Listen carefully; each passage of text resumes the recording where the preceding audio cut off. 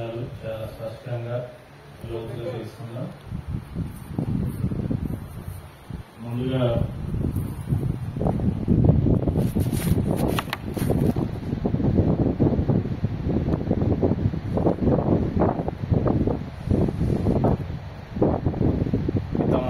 గారికి ఆత్మ ప్రణామాలు తెలియజేసుకుంటూ వారిని ఈ సమావేశానికి ఈ కార్యక్రమానికి సాధారణంగా ప్రేమపూర్వకంగా ఆహ్వానిస్తాం.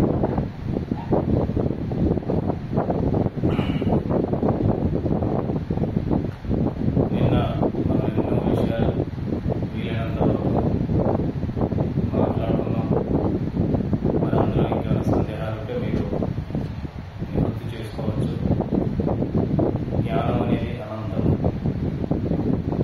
మనం ఎన్ని తెలుసుకున్నా ఎన్ని ప్రయత్నాలు చేసినా ఆ ప్రవాహం, జ్ఞాన ప్రవాహం అనేది విరామం లేకుండా ఉంటుంది. అయితే మనం తెలుసుకోవాల్సిన స్పష్టమైన లోతైన చివరి విషయం ఏమి తెలుసుకోవాలి అంటే చివరి విషయం ఏమిటి తెలుసుకోవాలి. ఈ అనంతమైన జ్ఞానం మీలోనే ఉంది. పుస్తకాలలో ఉన్నది, గురువుల దగ్గర ఉన్నది, వచ్చి చెప్పే వాళ్ళ దగ్గర ఉన్నది జ్ఞానం ఉంది. కానీ ఇంతకు రెట్టింపు కాదు, మీరు ఎంత అనుకుంటే అంత జ్ఞానం మనలోనే ఉంది. ఆ జ్ఞానము మనకు అర్హత ఉన్నంత వరకు అందించబడుతుంది. కొంతమందికి ఎందుకు ఇద్దాం ఇక్కడ జనం రారు అంటే ఈ జ్ఞానం కొంతమందికి అర్హత, ఇంకో క్లాస్కు వాళ్ళే వస్తారు, వాళ్ళకే అర్హత. అట్లా అయితే భూమి మీద ఎంత లిమిటేషన్ వరకు జ్ఞానం అందాలో అంతవరకే అందించబడుతుంది. మిగతాలు అందించబడదు, ఉన్నదంతా అందించబడదు. అంటే దీని ఫ్రీక్వెన్సీ ప్రకారం ఇక్కడ జ్ఞాన ప్రవాహం జరుగుతుంది. హై ఫ్రీక్వెన్సీ ఉన్న లోకాలలో హయ్యర్ నాలెడ్జ్ అంటే ఆ ఫ్రీక్వెన్సీ దగ్గర నాలెడ్జ్ అక్కడ ప్రవహిస్తుంది. అది అర్థం చేసుకోవాలి. ఇక్కడే అంత నాలెడ్జ్ని పొందడానికి లేదు. నువ్వు ఇక్కడ పొందుతూ వెళుతూ ఇంకా అనేక ఫ్రీక్వెన్సీలలో నాలెడ్జ్ పొందుతూ పరిణామం చెందుతూ నువ్వు వచ్చిన మూలాన్ని చేరుకోవడమే టోటల్ ఎన్లైట్మెంట్. నువ్వు ఏ మూలం నుంచి అయితే విడిపడ్డావో ఆ మూలాన్ని చేరడానికి ప్రయత్నం చేస్తూ అనేక తలాలలో అనేక జన్మలలో నీకు ప్రయాణిస్తూ ఈ జ్ఞానాన్ని సంపాదించుకుంటూ వెళ్ళిపోవడం. ఈ భూలోకంలో ఈ జ్ఞానం ఇక్కడది చివరి జన్మ చేసుకున్నాక నువ్వు అనేక తరాల్లో మళ్ళీ జర్నీ ఉంటుంది మనకి. ఆ జర్నీలో మళ్ళీ ఆ ఫ్రీక్వెన్సీకి ఆ లోకాల్లో ఉన్న పరిజ్ఞానం విజ్ఞానం పొందుతూ అక్కడ సేవ చేస్తూ అట్లా ఎదుగుతూ ముందుకు వెళ్ళిపోవడం. ఇక్కడ బ్రేక్ అవ్వడం ఉండదు. నాలెడ్జ్ కోసం మనం అంతగా తప్పించినప్పుడు ఆ నాలెడ్జ్ మనకు బయట నుంచి అందుతుంది, అందరి దగ్గర నుంచి మన లోపలికి వెళ్ళాలి. అయితే మనం తెలుసుకోవాల్సిన లోపలే నాలెడ్జ్ ఉన్నదని తెలుసుకోవాలి. మీకు దీని గురించి అష్టవక్రుల వారు చెప్తారు. అష్టవక్ర గీత చదువుతారు. జనకుడు అడుగుతాడు అష్టవక్రుడు, స్వామి నేను జ్ఞానాన్ని ఎలా పొందాలి అని అడుగుతాడు. మోక్షాన్ని ఎలా సిద్ధించుకోవాలి? రెండు ప్రశ్నలు అడుగుతారు. జ్ఞానాన్ని ఎలా పొందాలి, మోక్షాన్ని ఎలా సిద్ధించుకోవాలి. అష్టవక్రుడు రెండే ముచ్చట్లు దాన్ని క్లియర్ చేస్తారు. ఫస్ట్ జ్ఞానం నీలోనే ఉంది. నువ్వు జ్ఞానం కోసం ఎక్కడికి వెళ్ళాల్సిన అవసరం లేదు. ఎక్కడి నుంచో పొందిన జ్ఞానం నీకు జ్ఞానం కాదు. అది వారికి సంబంధించిన పరిజ్ఞానము, వారిది అనుభవ జ్ఞానము. నువ్వు ఆ జ్ఞానాన్ని తీసుకుంటే నీకు జ్ఞానంగా అది నీకు ఉపయోగపడదు. దీన్ని బట్టి మనం అర్థం చేసుకోవాల్సింది ఏంటంటే జ్ఞానం మన లోపల నుంచి పొందిన అనుభవ జ్ఞానమే మనకు ఉపయోగపడే జ్ఞానము, మనం తెలుసుకోవాల్సిన జ్ఞానం.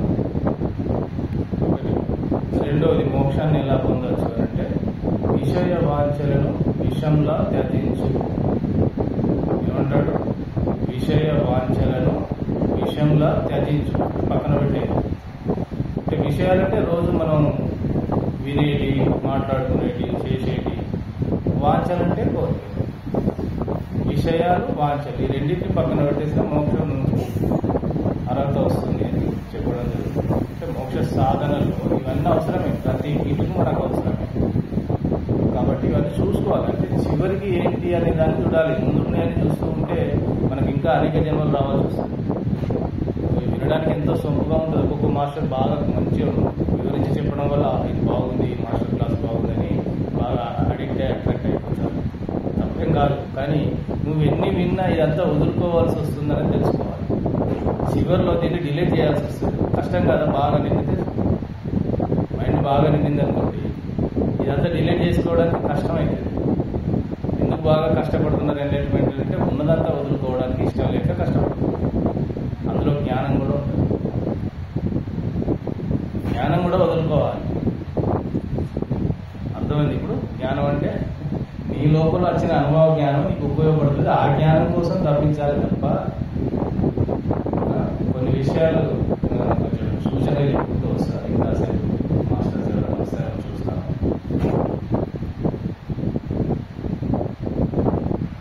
ఒక రాజు అన్నదానం చేస్తున్నాడు. బాగా అర్థం చేసుకోండి. మంచి పేరున్న రాజు, మంచి మనస్తత్వం ఉన్న గొప్ప రాజు. ఆయన ప్రజలందరి కష్టాలు ఆయన కష్టాలు భావిస్తూ చక్కటి పరిపాలన చేస్తుంది కదా. అన్నదానం, నిత్యాన్నదానం చేస్తున్నాడు. ఒకరోజు అనుకోకుండా జరిగిన సంఘటన. అందరూ వచ్చి బ్రాహ్మణ్స్, యువకులు అందరూ వచ్చి తిరుగుతున్నారు. చక్కగా ఆయన మీద మంచి అభిప్రాయం ఏర్పడింది. అలా జరుగుతున్న క్రమంలో ఒకరోజు జరిగిన సంఘటన ఏంటి అంటే, ఒక గ్రద్ద ఎవరు మాట్లాడుకుంటా ఫోన్లో ఆఫ్ చేసుకుంటారు. ఒకరోజు ఒక గద్ద చనిపోయిన పామును తీసుకొని వచ్చి మీరు వండే వంటలలో వదిలేసి పడిపోతుంది. అక్కడ పాములను వదలదు. ఎందుకు వదులుతుంది అక్కడ అంటే, అది పాము కరుచుకొని అది గొలుసును కరుచుకొని వస్తుంది. యాక్చువల్గా ఒక బంగారు గొలుసు ఒక ఇంటి మీద దొరికితే దాన్ని పట్టుకొని, అది పాము అనుకుని పట్టు వేసుకున్న సరే గొలుసు అలా పట్టుకుంటూ వెళ్ళిపోతూ ఉంటే ఆ దగ్గరలో పాము కనపడడానికి ఆ గొలుసును వదిలిపెట్టి పాము పట్టేసుకుంటుంది. ఈ పాము పట్టేసుకొని పోగా అది జారిపోయి ఈ వండే వంటలలో పడిపోతుంది.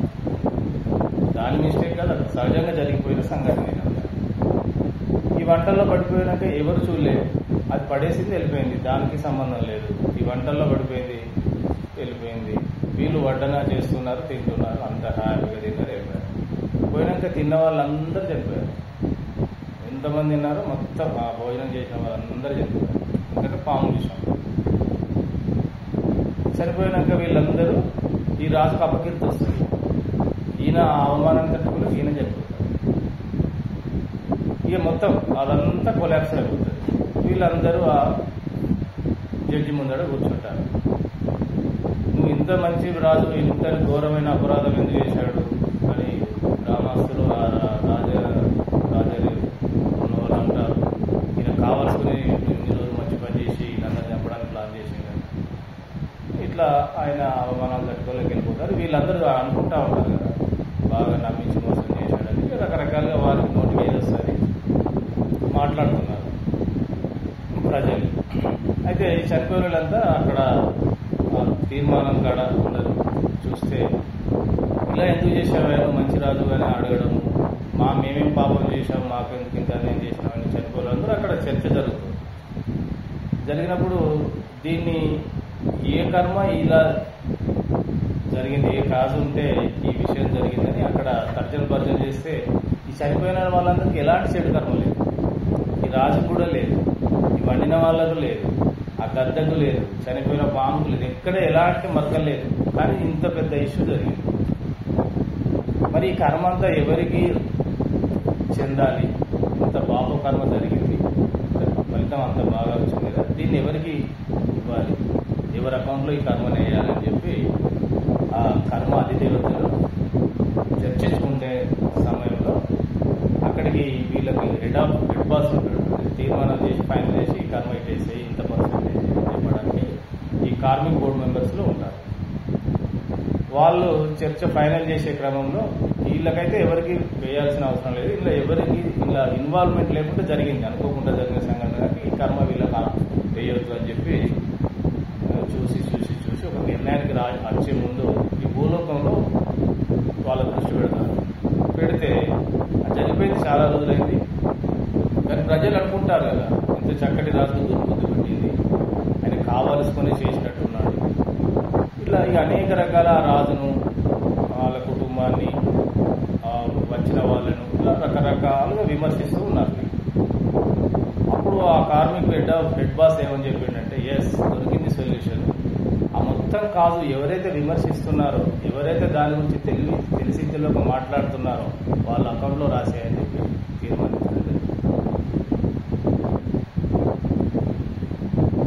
తెలిసి తెలియక మీరేదో ఉన్నారని నేను అనుకోవడం, నేనేదో ఉన్నానని మీరు అనుకోవడం, అక్కడ మనకు పూర్తి క్లారిటీ లేకుండా దాని గురించి మనకు తెలిసినట్టే మాట్లాడడం, ఇతరుల గురించి వాళ్ళు ఇక్కడ లేకున్నా వాళ్ళ గురించి మంచో చెడో మాట్లాడడం, ఇదంతా దేని కిందకి వస్తుంది?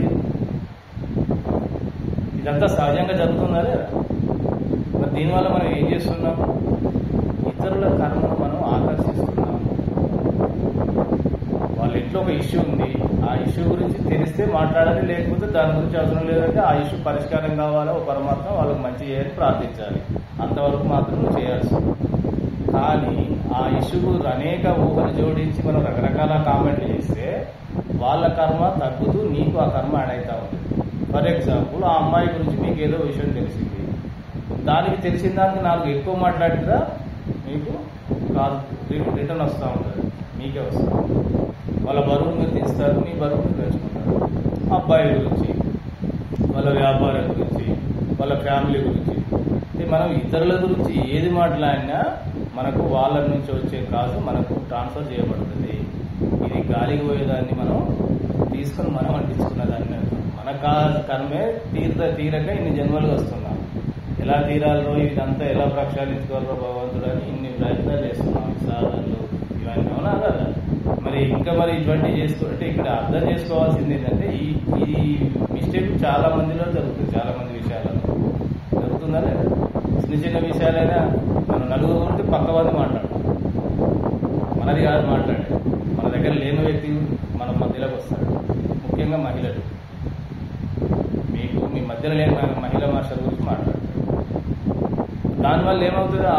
మీరు ఆకర్షిస్తున్నారు వాళ్ళ దాన్ని, మీరే తీసుకుంటున్నారు. ఇప్పుడు మనం చేయాల్సింది ఏంటంటే ఎవరి గురించి ఎలాంటి కామెంట్, కంప్లైంట్, జడ్జిమెంట్ చేయాలి. No complaints, no comments, no judgement. ఇది ఎంత కర్మను క్లియర్ చేసే అంశం అంటే ఉన్నదాన్నే మనం వదిలించుకోవడానికి ప్రయత్నం చేస్తున్నాం, లేనిదాన్ని అంటుకోకుండా చేసే విషయం. ఇది పాటించడం అనేది మనకు కత్తి మీద సాము లాంటిది. అంటే నోరు మూసుకోవాలి ఎక్కడికి పోయినా. బయట విషయాల పట్ల తగ్గించుకుంటా ఉంటే లోపలి విషయాల పట్ల ఎరగగలుగుతూ ఉంటాయి. మనకి ఎరక అని అంటూ ఉంటాం కదా. ఇవన్నీ బయట విషయాల మన అవసరం ఉన్న విషయాలు, అనవసరపు విషయాలు. అందుకే తెలిసే మాట్లాడాలి, లేకపోతే సైలెంట్ ఉండాలి. లేదా అక్కడ వాళ్ళు ఏదో కామెంట్స్ జరుగుతుందంటే అక్కడికి వెళ్ళి బయటపడాలి. నువ్వు మాట్లాడుకున్న నీ చెవులతో విన్నా నీకు రిసీవ్ అవుతుంది. అర్థమవుతుంది? అన్ని చిన్న అతి సున్నితమైన అంశాలు వింటారు కదా. మనం విన్నప్పుడు ఏమవుతుంది? అది నీ చైతన్యంలో ఫీడ్ అవుతా ఉంటుంది. నీకు తెలియకుండానే ఆ సబ్ కాన్షియస్కి వెళ్ళిపోతుంది నువ్వు విన్న ప్రతిదీ. ఇప్పుడు మనం ఏం చేస్తున్నాం అంటే తగిలించుకుంటున్నాం, వదిలించుకుంటున్నాం, అటు ఇటు నడుస్తుంది బండి. ఇటు పోవాలో తెలియకుండా పైకి పోతున్నాం, చివరికి వదిలించుకుంటున్నాం, తగిలించుకుంటున్నాం, వదిలించుకుంటున్నాం, తగిలించుకుంటున్నాం. ఇలాంటి విషయం మాట్లాడకూడదు పక్క వాళ్ళని. మన విషయాలు మనం మాట్లాడుకుంటూ సాగుగా తెలుసుకోవాలని చూడాలి తప్ప ఇతరుల విషయాలు పొరపాటున వల్ల మాట్లాడుకుంటాం. ఇప్పుడే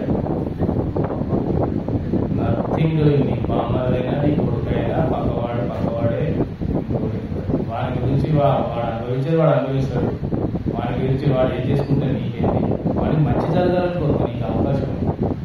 ఓ గాడ్, ఆయనే మంచిగా ఉండాలి, ఆయనకు మంచి లాభం చేయి, ఆయన బాగా జీవించాలి, ఆయనకు మంచి సహాయం చేయాలి గాడు ప్రే చేసేవాడు. నీకు అది కూడా నీకు నిండు మనసుతో నిండు ఉద్దేశంతో చేయడానికి చేస్తేనే ఫలితం వస్తుంది వాళ్ళకు. కానీ వాళ్ళ గురించి మనం ఎలాంటి నిర్ణయాలు కానీ చేయకూడదు. ఎందుకంటే వాళ్ళకు ఒక ప్రణాళిక ఉంది. చెప్పడం ఓకే, చెప్పవచ్చు, కానీ శాసించదు. నువ్వు నిస్వార్థంగా చేయి, ఆశించకుండా చేయి, ఆయన మారాలని చేయకు. ఆయనకు ఉపయోగపడేటట్టు చేయాలి. కానీ అన్ని చూసుకోవాల్సిన అంశాలంటే ఇప్పుడు వాళ్ళకు ప్రణాళిక ఉంటుంది కదా, మీకు రాని వాళ్ళకంటే తెలియదు, ఈ మార్గంలో లేని వాళ్ళకంటే ఈ విషయాలు తెలియదు.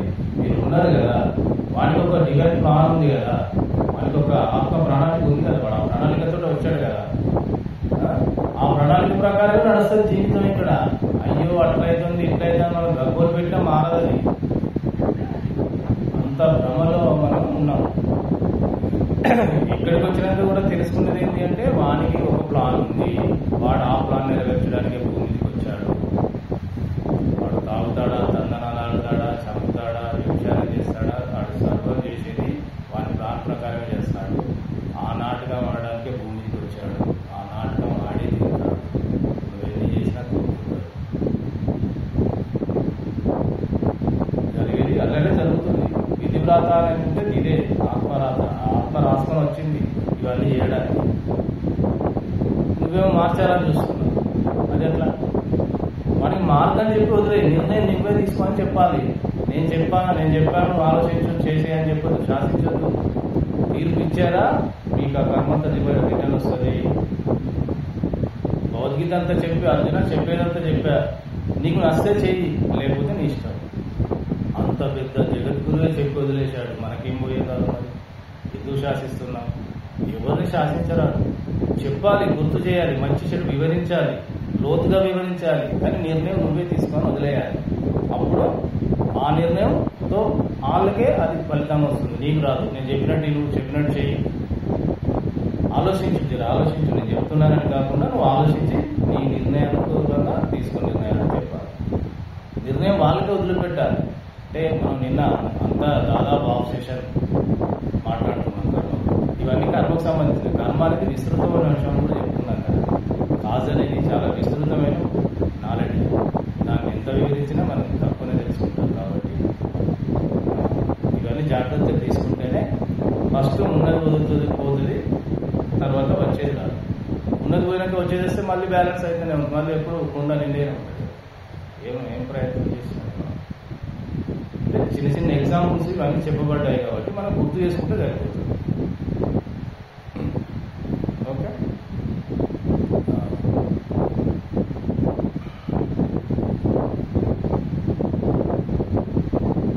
ఇట్లా మన జాగ్రత్తలు ఎంతగా ఉండాలంటే అసలు చెప్పలేని, ఎరకటి ఇక్కడే ఉండాలి. ఎన్నో తెలిసినాయి, ఆచరించేటప్పుడు ఆ ఎరక రాకపోతే దాటిపోయినాక అసలు ఏమొస్తుంది. ముఖ్యంగా మన కుటుంబం విషయంలో కూడా ఇవన్నీ జాగ్రత్తలు తీసుకోవాలి. వాళ్ళకు ఒక ప్లాన్ ఉందా లేదా? మన పుట్టిన పిల్లలకు కూడా వాళ్ళకు ఒక ప్లాన్ ఉంది. ఆ ప్లాన్ ఇక్కడ మన ద్వారా మన కడుపులో పుడితేనే మనకున్న పరిస్థితులకు అనుకూలంగా మన ప్లాన్ నెరవేరుదని మనం సెలెక్ట్ చేసుకుని వచ్చాడు. మన ప్లాన్ మార్చాలని చూస్తాం, మనం నచ్చినట్టుగా ఉండాలని చెప్పి చూస్తాం, సహజం తల్లిదండ్రులుగా. కానీ ఈ మార్గంలోకి వచ్చినాక అలా ఉండొద్దు. అయ్యా నీకు నచ్చినట్టు ఉండదు, కానీ ఆలోచించు. నువ్వు ఇలా నిర్ణయం తీసుకుంటే ఎలా ఉంటుంది, ఇలా నీకున్న నాలెడ్జ్ ప్రకారం వివరించి నిర్ణయం వాళ్ళని తీసుకుంటున్నారు. మన నిర్ణయాలు ఎన్ని తప్పులు కాలేదు, ఎన్నో తప్పులు అయ్యింది. మరి వాళ్ళ నిర్ణయం తప్పులేమని రైట్ అవ్వని, వాళ్ళ నిర్ణయం వానికి వాడే భరిస్తాడు. మనం ఇవన్నీ ఇంట్లో ఏరుపెట్టి మనది బరువు పెంచుకుంటున్నాం. చివరి జన్మలో ఉన్న వాళ్ళు ఇలాంటివి చేయరు మోస్ట్లీ, ఎందుకంటే ఆ నాలెడ్జ్ వాళ్ళను కనెక్ట్ అయి ఉంటుంది కాబట్టి మంచి చెడు విచారణ చేసుకుంటూ వాళ్ళ నిర్ణయాలు కాదు, సెల్ఫ్ చెకప్ చేసుకుంటూ వాళ్ళ నిర్ణయాలు ఆరోగ్యం వదిలిస్తే వాళ్ళు ఎదుగుతారు, మనం అక్కర్లకు అతీతంగా. ముఖ్యంగా దీని నుంచి బయటకు రాంది మనం ఏదైతే మాట్లాడుకుంటున్నామో దాన్ని రీచ్ అవ్వలేదు. మొదటి పాయింటే కాజ్. ఈ కాజ్ని క్లియర్ చేసుకోవడమే ఇక్కడ భూమి మీద పెద్ద ఛాలెంజ్. మహాయోగులే దీని నుంచి ఎవరు ఈజీగా బయటపడలేదు, ఎవరు దీనికి మినహాయింపు కాదు. ఆ భగవంతుడు స్వయంగా ఇందులో దిగి వచ్చినా ఆయన కూడా కర్మానుసారమే ఇక్కడ జీవించాలి, కర్మం దాటి వెళ్ళాలి. వాళ్ళకి ఏం మినహాయింపు ఉండదు. కాకపోతే ఎప్పుడు మినహాయింపు వస్తుందంటే నువ్వు కర్మకు అతీత స్థితివి, దైవ స్థితికి వెళ్ళడమే కర్మ అతీత స్థితి. నువ్వు తెలుసుకుంటే కర్మ అనేది నీకు తెలిసిపోతుంది, ఆ కర్మను ఎలా తీసేసుకోవాలో తెలిసిపోతుంది. కర్మను ఇష్టంగా అనుభవిస్తుంది, కష్టంగా అనుభవించేది ఇష్టంగా అనుభవిస్తుంది, అంతే తేడా. ఇష్టంగా అనుభవించినప్పుడు 100% బరువును మనం ఒక 10-15% బరువుతో దాన్ని పక్కన పెట్టేస్తాం. ఇష్టంగా అనుభవించాం. ఎవరు ఇష్టంగా అనుభవిస్తారు? ఇది ఎందుకు వచ్చింది నా జీవితంలో కానీ దాన్ని తిట్టిపోస్తాం. శనీశ్వరుని శనీశ్వర నాకు ఇది ఇంత శని పట్టుకున్నామైంది అని ఆయన తిట్టేస్తాం. ఎంతమంది లేరు భగవంతుడా నాకే ఇంత కష్టాలు ఇచ్చారు. దైవ దూషణ ఎంతోమంది చేసి ఉన్నారు. ఈ జన్మలో చేసినా చేయకుండా గత అనేక జన్మలుగా అందరూ దైవ దూషణ చేసిన వాళ్ళు. శనీశ్వరునితో తిట్టిపోసిన వాళ్ళు. ఆయన మహాయోగి శనీశ్వరుడు. నీ కర్మ కర్మను అమలు చేయడంలో ఆయన ఇన్ఛార్జ్ శనీశ్వరుడు. మరణాలు అమలు చేయడంలో యమధర్మరాజు ఇన్ఛార్జ్. వాళ్ళు ఆ విభాగానికి అధిపతులు. వాళ్ళని తిట్టేస్తాం మనకున్న పరిజ్ఞానంతో తిట్టేస్తాం. అది కూడా నీకు నీ అకౌంట్లో భద్రంగా జమ చేయబడుతుంది. ఉదయం అకౌంట్ ఖాళీ కావాలని చూస్తున్నా, ఒకరు అకౌంట్ నింపిస్తున్నాం. ఇంత లోతైన విషయాలు ఇవన్నీ. అమాయకంగా తిట్టేస్తారు, దైవాన్ని దూషిస్తారు, గురువులను దూషిస్తారు. ఆ గురువు తక్కువ ఎక్కువ అలా చేస్తాడు, ఇలా ఆయన ఎలా చేస్తారు మనకున్నదిగా పరిజ్ఞానం. ఏ గురువు ఎలా వ్యవహరిస్తే మనకేంటి? అంతే కదా. ఇది గురు దూషణ కింద వస్తుంది. నువ్వు గురువు దూషించినా నీకు ఆ తాసేనే, ఆ కర్మ నీకు పట్టుకుంటుంది కదా. ఎవరు ఎట్లయినా చూస్తూ సాక్షిగా ఉండడమే నీకు ఎంటర్టైన్మెంట్ తీసుకెళ్తుంది. అలా ఎట్లా ఉంటాం సాక్షిగా అంటే ఉండదు నీ ఇష్టం. సాక్షితత్వం ఎప్పుడు వస్తుంది అంటే ఈ అన్నింటి నుంచి దూరం అయినప్పుడు వస్తుంది. నువ్వు సాక్షిగా ఉంటే నీ కర్మ నీకు విడిచిపెట్టి వెళ్ళిపోతుంది. ఎవరు సాక్షిగా ఉంటారంటే ఆ దైవత్వ స్థితిలో ఉన్న వాళ్ళకి సాక్షి స్థితి వస్తుంది. అప్పుడే మనసు నిశ్చలంగా ఉంటుంది. అప్పుడే మనసు కామెంట్ చేయదు, కంప్లైంట్ చేయదు, జడ్జ్మెంట్ చేయదు, చెల్లించదు. నిశ్చల స్థితి. ఆ నిశ్చల స్థితిలో ఉండి సాక్షిగా చూసుకుంటుంటుంది. ఆ స్థితి చేరాలి. అది కనీసం అలవాటుగా మన బుర్రలో మెదలాలి. నిత్యం నేను సాక్షిగా ఉండడానికి ప్రయత్నం చేయాలి, నేను సాక్షిగా ఉండాలి అంటే విషయాలలో దూరదు. సాక్షిగా ఉండడానికి ఎవరి విషయాల్లో దూరదు, వెంటనే స్పందించదు. ఏ విషయాలు మనం వెంటనే స్పందిస్తాం, చాలా ఫాస్ట్గా నిర్ణయాలు తీసుకుంటాం. అది మంచి అయితే మంచి అవుతుంది, రివర్స్ అయితే రివర్స్ అవుతుంది, వేరే విషయం. కానీ కొంచెం సేపు ఆగి నిర్ణయాలు తీసుకున్నప్పుడు దాని ఫలితాలు వేరే వస్తాయి. దాని ఎనర్జీ తగ్గిపోతాం. ఇవన్నీ మనం పాటించడానికి ప్రయత్నం చేయాలి. మనం దీంట్లో ఎదగడానికి నిరంతరం ప్రయత్నం చేయాలి. నిరంతరం సెల్ఫ్ చెకింగ్ లో ఉంటే జరుగుతూ ఉంటుంది. నీ మనసు, నీ బుద్ధి, నీ ఆత్మ ఏదైతే ఉందో, నువ్వు మనసు బుద్ధిని దాటితే ఆత్మ సాక్షి స్థితిలో ఉంటుంది. నువ్వు ఆత్మ నీ జీవాత్మ స్థితి దాటితే నీ పూర్ణాత్మ నిన్ను ఎప్పుడు సాక్షిగా చూస్తూ ఉంటుంది. జీవాత్మలో ఉన్నాయి, మనసు బుద్ధి వేరే కదా. అది జీవాత్మకు ఉన్న కోణాలు. మనసు వేరే, ఆత్మ వేరే, జీవుల్లో ఉన్న ఆత్మ వేరే కదా. నీ ఆత్మే, నీలో ఉన్న ఆత్మే మనసుగా వ్యక్తమవుతుంది. బుద్ధిగా నిర్ణయాలు తీసుకుంటుంది. ఆ బుద్ధి కర్మతో నడుస్తుంది. ఆ కర్మకు అధివాసులు జీవాత్మ, నీలో ఉన్న అధ్యాయం. అంటే అన్ని దీంతో నడుస్తున్నాయి. కానీ దీన్ని సాక్షిగా గమనించేది నీ హయ్యర్ సెల్ఫ్. హయ్యర్ సెల్ఫ్ ఏదైతే ఉందో, నువ్వు ఎక్కడి నుంచి వచ్చావో అది నీకు సాక్షిగా గమనిస్తూ ఉంది. ఇది ఇక్కడ జీవుల్లో ఉంది కాబట్టి ఇవన్నింటినీ అనుకూలంగా, వీటికి అనుకూలంగా మెదులుతూ ఉంది. ఈ ఆత్మకు కర్మ బాసు అనేక జన్మలుగా కర్మ చేసింది. ఏ కర్మ ఆ కర్మ ఈ జన్మలో తెచ్చుకుంది. ఈ కర్మ అంతా దీని చేతిలో ఉంది, నీలో ఉన్న దైవం చేతిలోనే ఉంది. నీ కర్మ అంతా ఈ కర్మకు అనుకూలంగా నీ బుద్ధి నడుస్తుంది. ఈ బుద్ధికి అనుకూలంగానే నీ మనసు చెల్లిస్తుంది. నీ మనసు చెల్లించినట్టే నీ ఆరోగ్యం, నీ శరీరం ఉంది. ఇవన్నీ స్థితిలాగా ఉందా లేదా వరుసగా? నువ్వు ఎక్కడికి తప్పించుకుంటున్నావు అంటే అన్నిటి వాసు నీలో ఉన్న దైవమే. ఈ దైవాన్ని దగ్గర అయితే ఈ దైవం హెల్ప్ చేస్తూ ఉంటుంది. అది హయ్యర్ సెల్ఫ్ ని అందిస్తూ ఉంటుంది. నువ్వు అన్ని దాన్ని అంటించుకున్నావు, వదిలించుకుంటే నువ్వు వెతుకుతావు. నిరంతరం అది సాక్షిగా నీకు ఎనర్జీ అందుతుంది. రాత్రి నిద్రపోతే నీ జీవాత్మ ఆ పూర్ణాత్మతో కలిసి ప్రయాణిస్తుంది. నీకు ఏదైతే ఉందో నీ లోపల ఉన్న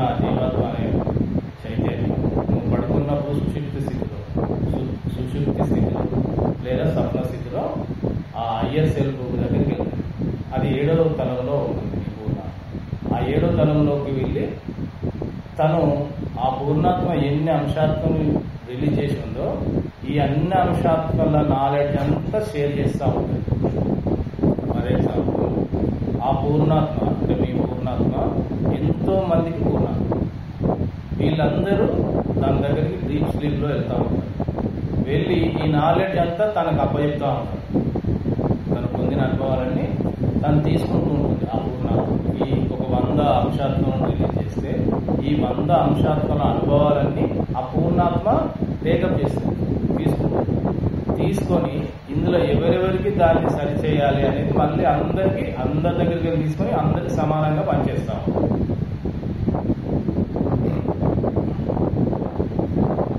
అప్పుడు ఇక్కడ కొంచెం లేని వాళ్ళకు ఉన్న వాళ్ళకు బ్యాలెన్స్ అవుతా ఉంది. అట్లా ప్రతినిత్యం జరుగుతూ ఉంది మనలో. అంటే మనం నిరంతరం మన హయ్యర్ ఫ్రీక్వెన్సీకి కనెక్ట్ అవుతాం. ఎక్కడికి వెళ్ళొచ్చాము దాని దగ్గర అన్ని తెలుసుకుంటూ వస్తాం. అదంతా స్లీప్ లో జరుగుతుంది. కొంత తెలుస్తుంది, బయటకు వస్తే కొంత తెలియదు. ఎక్కడెక్కడో వెళ్ళినట్టు కనపడుతుంది కళలలో, ఎవరెవరితో మాట్లాడినట్టు. ఆ కొత్త వ్యక్తులను ఇదివరకు ఎన్నడూ చూడని వ్యక్తులు కూడా మన కళలకు వస్తారు. వాళ్ళంతా మన పూర్ణాత్మ యొక్క సోల్మేట్స్, ట్విన్ ఫ్లేమ్స్ అంటారు, జంట ఆత్మలు. ఆ ఒకే ఆత్మ నుంచి వచ్చిన సోల్స్. వీళ్ళందరూ కళలో కలుసుకుంటా ఉంటారు. వీళ్ళందరూ ఒకేసారి ఎన్లైటన్మెంట్ కి రావాలి. నువ్వు ఒక్కరు ఎన్లైటన్మెంట్ అయితే వీళ్ళందరూ ఎన్లైటన్మెంట్ నీకు ఆగుతా ఉంటుంది. వీళ్ళ ఎన్లైటన్మెంట్ కూడా నువ్వు సహకరించాలి. చివరిలో భూమికి వెళ్ళి నిష్క్రమించినాక నువ్వు మళ్ళీ వేరే లోకంలోకి వెళ్ళినాక నీ పూర్ణాత్మ ఎంతమంది భూమికి పంపిందో, ఇతర లోకాలకు పంపిందో వాళ్ళందరూ కూడా మోక్షాన్ని పొందాలి. వాళ్ళందరి మోక్షానికి నువ్వు కూడా సహకరించాలి. వీళ్ళందరూ ఒకటేసారి మోక్షం పొందితే నీ పూర్ణాత్మ కూడా మళ్ళీ ఎన్లైటన్మెంట్ అది మహాత్మగా వెళ్తుంది. అప్పుడు నీకు పూర్ణాత్మగా వస్తుంది. నువ్వు ఎన్లైటన్మెంట్ తర్వాత ఏమవుతావు? పూర్ణాత్మగా ఎదుగుతావు. అప్పుడు నువ్వు కూడా అనేక జీవాత్మలను రిలీజ్ చేసే శక్తి నీకు వస్తుంది. నీ పూర్ణాత్మ మహాత్మగా అవుతుంది.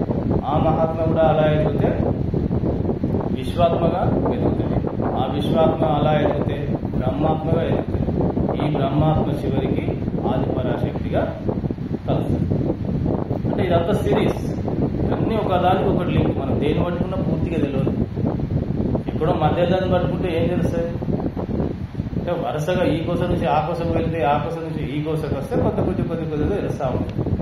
ఈ పేర్లు అనుకున్నంత మాత్రాన మనం ఇవన్నీ తెలుసుకున్నట్టు కాదు. దాన్ని విడిపోతూ ఉంటే అన్ని విడగొడతా ఉంటే ఒక్కొక్క అంశం చాలా విస్తృతంగా వస్తుంది. అంటే మనకు ప్రధాన అడ్డంకి ఏంది అనేది కర్మ అనేది తెలుసుకుంది. కర్మను ఫస్ట్ అంటుకోకుండా చూడండి. మనకున్న కర్మ రిలీజ్ కావడానికి ఇతరులకు మంచి జరగాలని నిరంతరం ప్రే చేయాలి. దానివల్ల మనకు చాలా బెనిఫిట్స్ ఉంటాయి. ఈ భూమి మీద ఉన్న మానవాళికి ఎన్నో బెనిఫిట్స్ ఉంటాయి. నిన్న మాట్లాడుకున్నదంతా మనం ఇదే. కాబట్టి ఫస్ట్ కొత్త దాన్ని యాడ్ చేసుకోకూడదు. కొత్త కర్మను సృష్టించుకోకూడదు. కర్మ చేయి, ఫలితాన్ని వదిలేదు. ఒకవేళ నీ నోటి దాటి, నీ చేత దాటి జరగని పనులు ఈరోజు జరిగినాయి. అప్పుడు నువ్వేం చేయాలో మనం మాట్లాడుకోవాలి. జరిగినాయి, మరి కొన్ని నిర్ణయాలు తీసేసుకున్నాం, కొన్ని మాటలు చెప్పేశాము, ఇదంతా మన చేతులు లేకుండా పోయింది. అప్పుడు ఏం చేయాలి? పడుకోగా నేను ఈ రోజు చేసిన ప్రతి కర్మ ఫలితాన్ని నీకు నేను సమర్పిస్తున్నాను, స్వీకరించయ్యా. నన్ను ఈ కర్మ నుంచి, ఈ రోజు కర్మ నుంచి విముక్తిని చెయ్యి అని తెలియజేసి ఈ సంచంతా తనకు అప్పైపోయి హాయిగా పడుకోవాలి. అలా ప్రతిరోజు చేసినప్పుడు నీకు కొత్త కర్మ అనేది, ఆగామి కర్మ అనేది క్రియేషన్ జరగదు. ఫలితాన్ని నాకు వదిలేయమని స్పష్టంగా చెప్పబడ్డది. మనం దాన్ని వదిలేయడం, విన్నా వదలము, లేదంటే మనకు అంటగట్టుకొని మనం మోస్తున్నాం బరువు. దీన్ని ఏమంటారంటే ఆత్మకు అర్పించడం, ఆత్మకు సమర్పించడం అనేది చెప్పబడింది. మరి మనం ఇలా చేసినప్పుడు ఆగామి కర్మను సృష్టించము, కొత్త కర్మకు బాధ్యులు కాము. ఇప్పుడు అది మనల్ని చాలా ఉత్సాహంగా టేకప్ చేస్తుంది. కర్మను నాకే అప్పచెప్తుండే కాబట్టి నేను జాగ్రత్తగా వీటితో కర్మ చేయించాలి, ఫలితం కూడా జాగ్రత్తగా ఇవ్వాలి అని చాలా మనల్ని జాగ్రత్తగా గమనిస్తూ మనల్ని ఎంతగా దగ్గర తీసుకుంటుందో అప్పుడు తెలుస్తూ ఉంటుంది. మీకే తెలుస్తుంది ఇక్కడ ఎలా తెలుస్తుంది, ఎట్లా తెలుస్తుంది, వెళ్ళొద్దు, మీకే తెలుస్తుంది, అన్ని మీకే తెలుస్తాయి. తెలుసుకోవాలని ఉత్సాహం ఉండడం కరెక్టే, కానీ ఎలా తెలుస్తాయి అంటే అవన్నీ మీకే ఎక్స్పీరియన్స్ లోకి వస్తాయి, అనుభవంలోకి వస్తాయి. మీ దైవం మీకు ఎలా రెస్పాండ్ అవుతుంది అని మీకే తెలుస్తుంది. ఎగ్జాంపుల్ మీరు చేస్తే తెలుస్తుంది. మీరు ఎలా మీకు లంచ్ ముందు మాక్సిమం ఒక 45 minutes మెడిటేషన్ ఉంటుంది. మీ డివైన్ ప్లాన్ తెలుసుకునే మెడిటేషన్. మీరు ఈ జన్మలో ఏ ప్రణాళికతో భూమి మీదకి వచ్చారో ఆ ప్రణాళిక తెలుసుకునే మెడిటేషన్. అప్పుడు మీరు దాంట్లో అన్ని మీకు తెలుసుకుంటారు. ఓకే, మరి ఈ ఆత్మార్పణం ప్రతినిత్యం చేయాల్సిన ఒక చర్య, దినచర్య లెక్క. ఇది అన్ని రోజులలో చేయాల్సింది. ఇప్పటికి ఎవరైనా చేస్తున్నారా మీరు ఇందులో? ఓకే, సంతోషం, మీకు అభినందనలు. అలా చేయాలి. అలా చేసినప్పుడు మనం కర్మ నుంచి బయటపడే మార్గాలు చెప్పబడ్డాయి, మనం చేయట్లేదు అంతే. తెలుసుకోవట్లేదు, చేయట్లేదు, తేడా అంతే. ఆచరించట్లేదు. అమ్మా, కర్మ మొత్తం తీసేసుకున్నావా?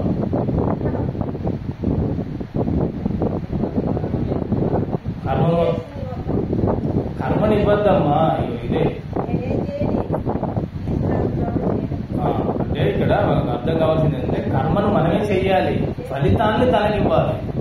దానివల్ల వచ్చే ఫలితం నాకొద్దు. నా వల్ల ఈ కర్మ చేయించావు, ఈ పని చేయించావు, ఈ మాట మాట్లాడించావు, ఈ చెవులతో వినిపించావు, ఈ శరీరంతో ఈ కర్మ చేయించావు, ఇలాంటి నిర్ణయాలు తీసుకునేంత నాకు ఆ శక్తినిచ్చావు.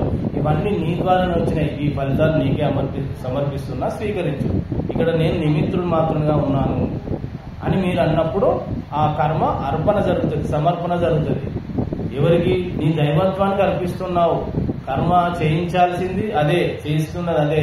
నీతో నిన్ను ఈ క్లాసులో పంపించింది అదే. మీకు తెలుసో తెలియదు, ఈ క్లాసులో మిమ్మల్ని కూర్చుండబెట్టింది మీ లోపల ఉన్న చైతన్యం. వెళ్ళు, అక్కడ పోయి నువ్వు తెలుసుకోవాల్సినవి ఉన్నాయి, తెలుసుకో అంటేనే మీరు ఇక్కడికి వచ్చారు. ఇక్కడ మీకు ఏది అవసరమో ఇక్కడి నుంచి చెప్పబడుతుంది, అది మాత్రమే చెప్పబడుతుంది. అది తీసుకొని దీన్ని ఈ ఫలితం అంతా చెప్పింది విన్నది అంతా నీ ద్వారానే జరిగింది. ఫలితం నీకే. అది ప్రతినిత్యం రాత్రి పడుకోగా చేయాల్సింది. ఆత్మార్పణం చేయాలి, ఆత్మకు సమర్పించాలి. ఏం సమర్పించాలి అంటే నువ్వు చేసిన కర్మల యొక్క ఫలితాలను సమర్పించాలి. కర్మను కాదు సమర్పించేది. కర్మ చేసే అధికారం నీకు ఇచ్చాడు భగవంతుడు. నువ్వు ఎలాంటి కర్మ అయినా చేయి, అది ఫలితం తనకి ఇచ్చినప్పుడు నీకు అంటదు.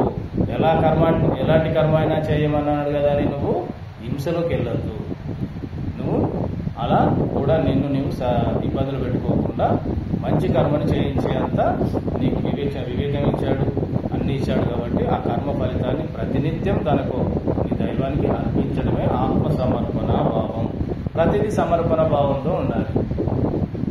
కానీ మనం అలా లేనప్పుడు, అలా ఉన్నప్పుడు తేడా మీకే తెలుస్తుంది. లేనప్పుడు అహంతో ఉంటాం, ఉన్నప్పుడు అహంకార రాహిత్యంతో ఉంటాం. చూడండి, మీకే తేడా తెలుస్తుంది.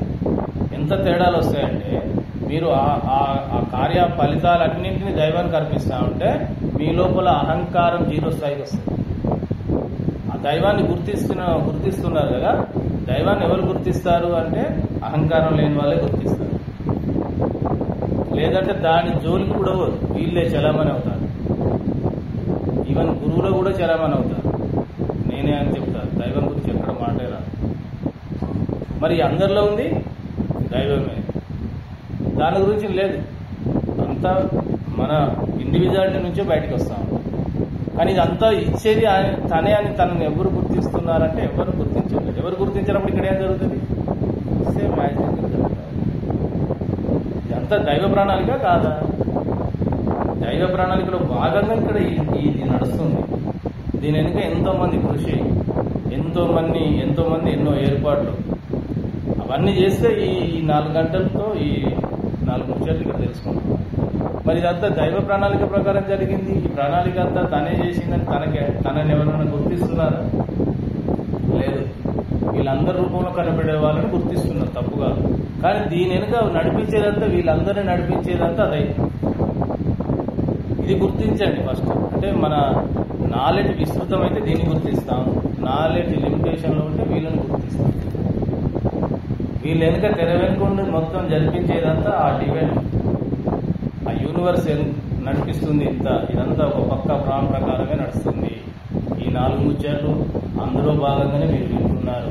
ఈ 4 ముచ్చట్లు అందులో భాగంగానే నా నుంచి మీకు చెప్పబడుతున్నాయి. ఇక్కడ నేను చెప్పడానికి ఏం లేదు, మీరు వినడానికి కూడా ఏం లేదు. అంతా వినేది తానే అయ్యి, చెప్పేది వినేది తానే అయి చేపిస్తున్న ఒక దైవ కార్యమే. దైవం గురించి ఇచ్చిపెట్టి మిగతా ఆయన పట్టుకుంటే ఎన్నడూ దొరకాలని అన్ని పట్టుకుంటాం. సాధనలు పట్టుకుంటాం, సేవలు పట్టుకుంటాం, త్యాగాన్ని పట్టుకుంటాం, దానాలను పట్టుకుంటాం, అన్ని పట్టుకుంటాం. ఏమేమి ఉన్నాయో దానికి ముందు ఉన్నాయని పట్టుకుంటాం. దాన్ని మాత్రం ముందుకెళ్తాం. నువ్వు దాన్ని పట్టుకుంటే ఇవన్నీ వశాను, నువ్వు దాన్ని వదిలిపెట్టి ఇవన్నీ పట్టుకుంటున్నావు. ఎన్నడూ దొరకాలని ఎన్నడూ ఒడవాలి. దాన్ని పట్టుకోవడానికి నువ్వు బయలుదేరిన క్షణం నీ ముందు అనేకంగా పరిస్థితులు క్రియేట్ చేస్తూ ఉంటాయి దాన్ని పట్టుకోకుండా. అప్పుడు ఈ పరిస్థితులు సతమతం అవుతూ దాన్ని వదిలేస్తావు. లేదు, ఎన్ని పరిస్థితులు కల్పించినా నువ్వే నాకు ఈ సిచ్యువేషన్స్ నా జీవితంలోకి ఇస్తున్నావు, ఈ జీవితాన్ని ఇచ్చింది నువ్వే, ఈ పరిస్థితులు ఇచ్చింది నువ్వే, ఇవన్నీ సమకూర్చింది నువ్వే. కాబట్టి నేను నిన్ను పొందడమే నా లక్ష్యం. కాబట్టి నేను ఎన్ని కష్టాలు నాకు ఇచ్చినా, నాకు ఎన్ని సమకూర్చినా ఇవన్నీ నిన్ను పొందడానికి అనేది నాకు తెలిసిపోయింది. నువ్వే కావాలి అని చెప్పి మీరు మంకుపట్టుగా తన కోసం ప్రయత్నిస్తూ దైవమే నేను చేరాలి, నా దైవత్వాన్ని నేను పొందే తీరాలని మీరు తీవ్రంగా సంకల్పించినప్పుడు ఆ దైవం మీకు అనుకూలంగా అనుగ్రహిస్తాం. మన చిన్న కష్టం రాగానే అన్నీ మర్చిపోతాం. ఆ కష్టంతో అటు ఇటు కొట్టుకుంటూ ఉంటాం. కష్టాలు రాని దేవుడికి అందరికీ వస్తున్నాయి. ఆ కష్టం వెనుక నీ భగవంతుడే ఉన్నాడు. ఆ కష్టాన్ని ఇచ్చింది ఆయన గుర్తిస్తాను. ఈ కష్టం ఇచ్చావు నువ్వే కదా, సరే నీ ఇష్టం, నువ్వు ఎన్ని రోజులు వస్తావు ఈ కష్టం, నేను ఈ కష్టాన్ని ఎదుర్కొనే శక్తిని నాలెడ్జిని ఇవ్వమని అడగాలి. ఈ కష్టం నుంచి ఎలా పక్కకు పోవాలని అడుగుతున్నాను. అవునా? చేతులు ఎత్తండి. తప్పేం కాదు, అందులో నేను కూడా ఉంటాను. అంటే మనకు వచ్చిన కష్టాలను, ఈ కష్టాలను తీసేసే మార్గం చూపించు. ఈ కష్టాల నుంచి బయటపడే జ్ఞానాన్ని నీకు, శక్తిని ఇవ్వని అడగట్లేదు. కష్టాలను వద్దు, నాకు ఈ కష్టాలు వద్దు, నాకు సుఖం కావాలి, నాకు ఆనందం కావాలి, ఐశ్వర్యం కావాలి, తప్పు కాదు. కానీ ఇవి ఇచ్చేదైనా అది ఇచ్చేదైనా అయినప్పుడు ఇది ఇత్తనం తీసుకుంటున్నావు, ఇది ఇత్తనం వద్దంటే ఎలా? చీకటి వెలుగులు రెండు భగవంతునిలోనే ఉన్నాయి. కష్ట సుఖాలు రెండు ఇచ్చేది మరి మనకి సుఖం కావాలనే కష్టం అవుతాయి. అప్పుడు నువ్వేం అడగాలి భగవంతుణ్ణి? నా మీద ఇంత ప్రేమతో ఈ కష్టాన్ని ఇచ్చావు కదా, ఈ కష్టాన్ని ఇష్టపడేంత ఆ శక్తిని, ప్రేమని, జ్ఞానాన్ని నాకు ఇయ్యి. ఇదంతా నీ ఇచ్చే కదా. ఈ కష్టాలు ఇచ్చేది, సమస్యల సుడిగుండంలో తోచింది నీ ఇచ్చే కదా. నీ అనుగ్రహమే కదా నా మీద ఇంత ప్రేమగా కురుస్తుంది. నా మీద ఎంత ప్రేమ ఉంటే ఈ కష్టాలు ఇస్తావు అని మీరు అడిగితే ఆ కష్టాలే ఇష్టాలై మీరు భగవంతుని ప్రేమకు పాత్రలు అవుతారు. కానీ కష్టాలు వస్తే మొర్రో అటు ఫోన్ చేయి, ఇటు ఫోన్ చేయి, ఇది ఎట్లా దీని నుంచి ఎట్లా తప్పుకోవాలి, ఆ ఫోన్ చేయి, ఆయన చెప్తాడు, ఈ ఫోన్ చేయి, ఈయన చెప్తాడు అని ఇలా ఉంది మన ప్రయత్నం. ఉందా లేదా? చెప్తే ఏమనుకుంటారా? తప్పేం కాదు, ఇక్కడ తప్పులు ఏం లేవు, అన్నీ రైతే. మన స్థితిలో నుంచి అన్నీ చేస్తాం. కానీ ఫైనల్ గురించి మాట్లాడాలి. ఫైనల్ గెలిస్తేనే కదా హీరో అవుతారు. గోల్డ్ మెడల్ ఎవరికి ఇస్తారు? ఫైనల్ మ్యాచ్ విన్ అయిన వాళ్ళకి ఇస్తారు. మరి ఫైనల్ దాని గురించి మాట్లాడక మిగతా మాట్లాడుకుంటే నువ్వు ఫైనల్ ఎప్పుడు విన్ అవుతావు? నీ గోల్డ్ మెడల్ ఎప్పుడు వేసుకుంటావు? ఆ గోల్డ్ మెడలే నీ దైవత్వాన్ని పొందాలి. ఇక్కడ గోల్డ్ మెడల్ ఇస్తున్నారు, అక్కడ మొత్తం గోల్డ్ అయిపోతావు. ఇప్పుడు కష్టాలను చెల్లించాలా వద్దా?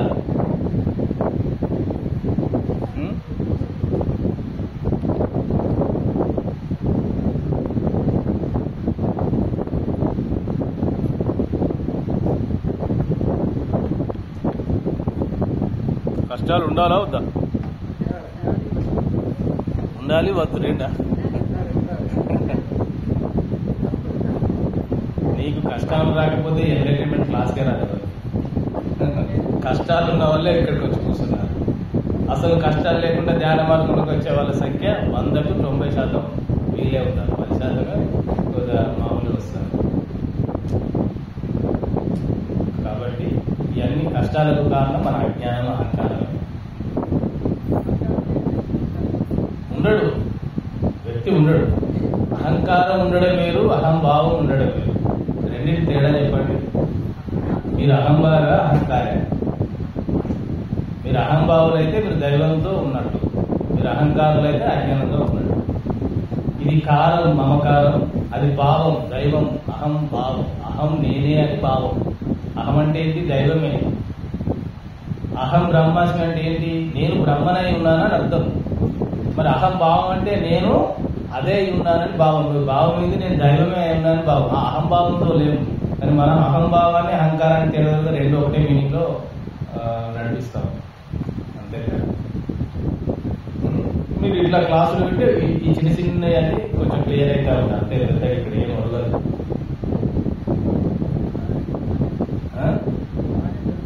బాగా తెలుసుకుంటున్నారా? ఇదంతా బసన అయితే మీరు ఎంతగా తెలుసుకుంటారో అదంతా మీ బుర్రలో నిండి మీ బుర్రను బరువు చేస్తుంది. మీ బుర్ర ఖాళీ కావాలా బరువు కావాలా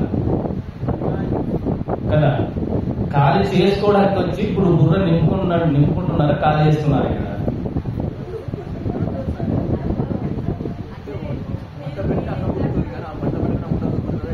ఉడికినాక కూడా పెడితే అది చేయొద్దు. ఎంతవరకు అంతవరకే వినాలి, అంతే కదా. ఏది వినాలో అదే వినాలి. ఏది వింటే ఇంకా ఏది వినవలసిన అవసరం లేదో అది వినాలి. అది వినే తీరాలి. ఏది వినకూడదు అది వినొద్దు.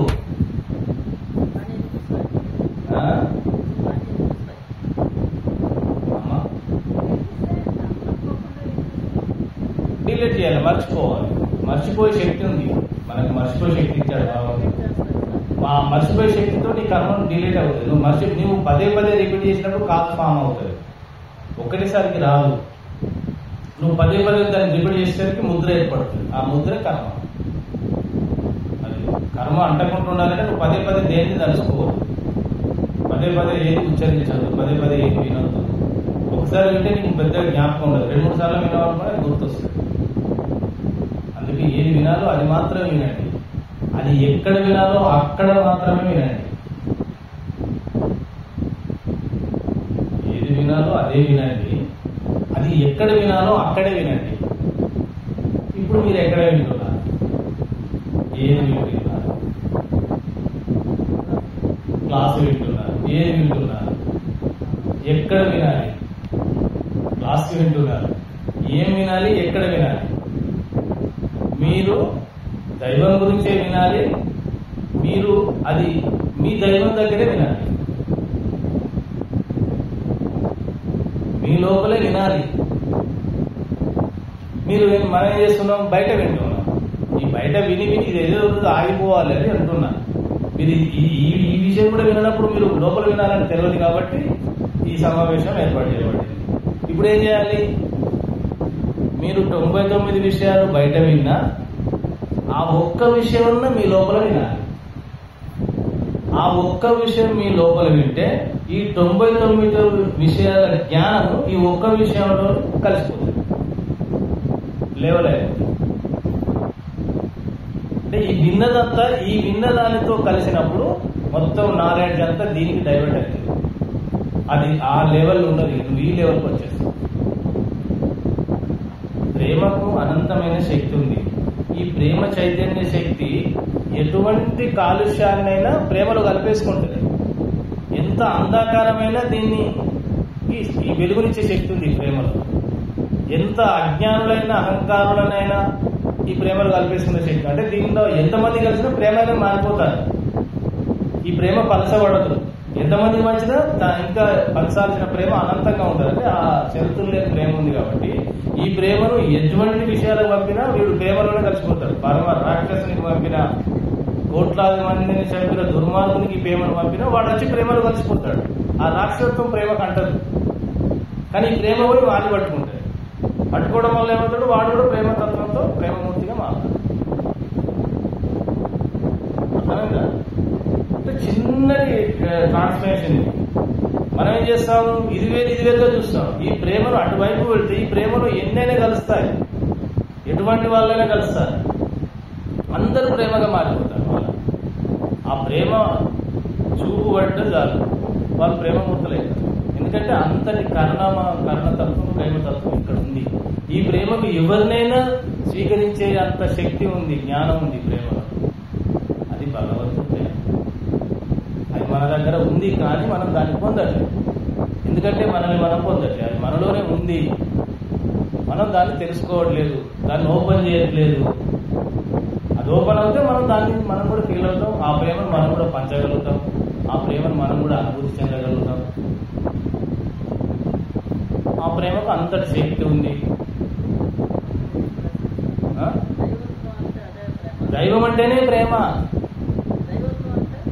దైవత్వం, దైవం అదే పదాలు. దైవత్వం అన్నా, ప్రేమ అన్నా, దైవం అన్నా, భగవంతుడన్నా, ఇవన్నీ తప్పు.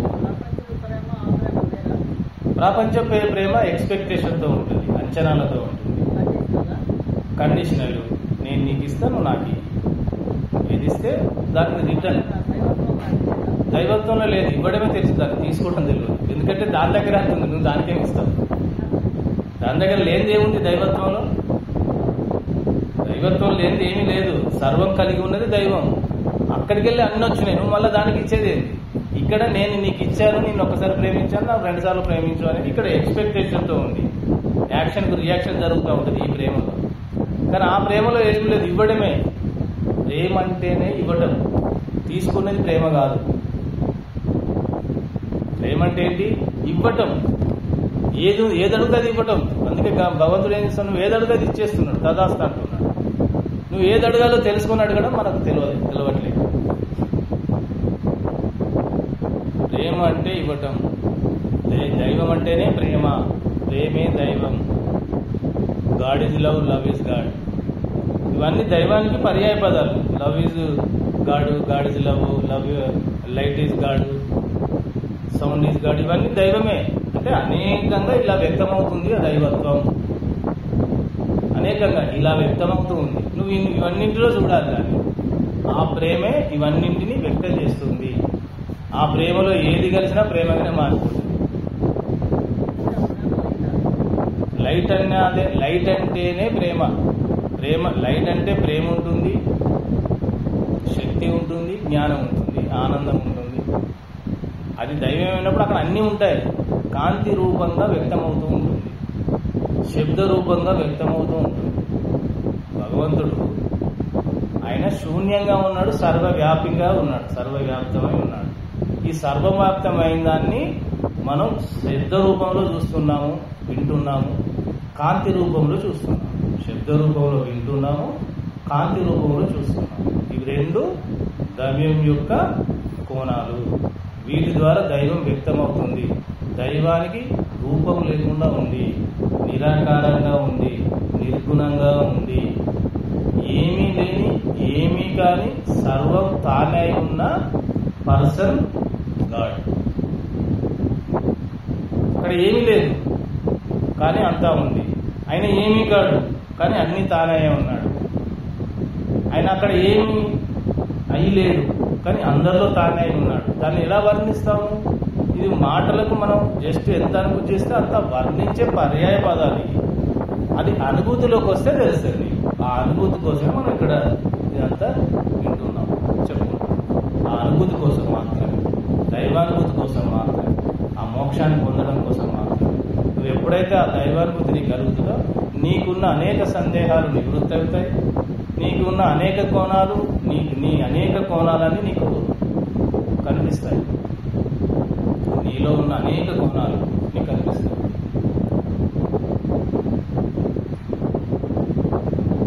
బాగుందా?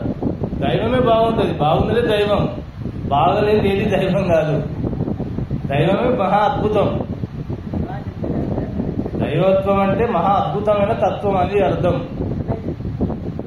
అంతటి గొప్పదాన్ని మనం ఏమని వర్ణించినా మన స్థాయి నుంచి వర్ణిస్తాం. మన స్థాయి చాలా తక్కువ. ఆ దైవం స్థాయి అన్లిమిటెడ్ గా ఉంది. ఆ అన్లిమిటెడ్ గా ఉంది పొరపాటు నుంచి మనలో ఉంది. అది ఓపెన్ చేస్తే ఆ అన్లిమిటెడ్ నీకు తెలుస్తుంది. అది ఓపెన్ అవ్వట్లేదు. అది ఓపెన్ అవ్వడానికి సిద్ధంగా ఉంది, మనం ఓపెన్ చేయడానికి సిద్ధంగా లేము. ఏదో పొరపాటు నుంచి ఇలా కూర్చున్నాం ఈ 2 రోజులు. అది మన గ్రహపాటుగా అయిపోయింది. అది పరిస్థితి. మరి ఇంతటి అద్భుతమైన విషయాన్ని మనం గాలికి వదిలేసి అన్ని విషయాలు పట్టుకోవాలి, అవసరాలే, కానీ దీన్ని గుర్తించాలి. ఇది గుర్తించకపోతే మళ్ళీ రావాలి, దీన్ని తెలుసుకోకపోతే మళ్ళీ రావాలి, అంతే తేడా. ఎక్కడ ఆపేస్తామో అక్కడికి వెళ్ళి మొదలు పెడతాం. మళ్ళీ నువ్వు ఈ జన్మలో దైవత్వం గురించి ఎంత తెలుసుకుంటావో అక్కడికి వెళ్ళి మళ్ళీ తెలుసుకుంటావు. మళ్ళీ జన్మ వస్తాయి అక్కడి నుంచి. వద్దంటే తెలుసుకోవాలి, దాన్ని అనుభూతి చెందాలి. తెలుసుకోవడం అంటే వినడం, చదవడం అనుకుంటున్నారు చాలా మంది. నేను విన్నాను కదా, మంచి మంచి పుస్తకాలు నా గురువు చెప్పాడు, చదివాను. పుస్తకాలు మొత్తం తిరిగేస్తున్నాను, క్లాసులు తెగ వినేస్తున్నాను, వీలైతే క్లాసు కూడా తెగ చెప్పేస్తున్నాను. దీంతో దైవానికి మీరు కనెక్ట్ అవుతారంటే అది అవరనే చెప్పాలి, అవరనే చెప్పాలి. ఇవన్నీ ఆగిపోయినాక దైవం మీకు కనెక్ట్ అవుతారు.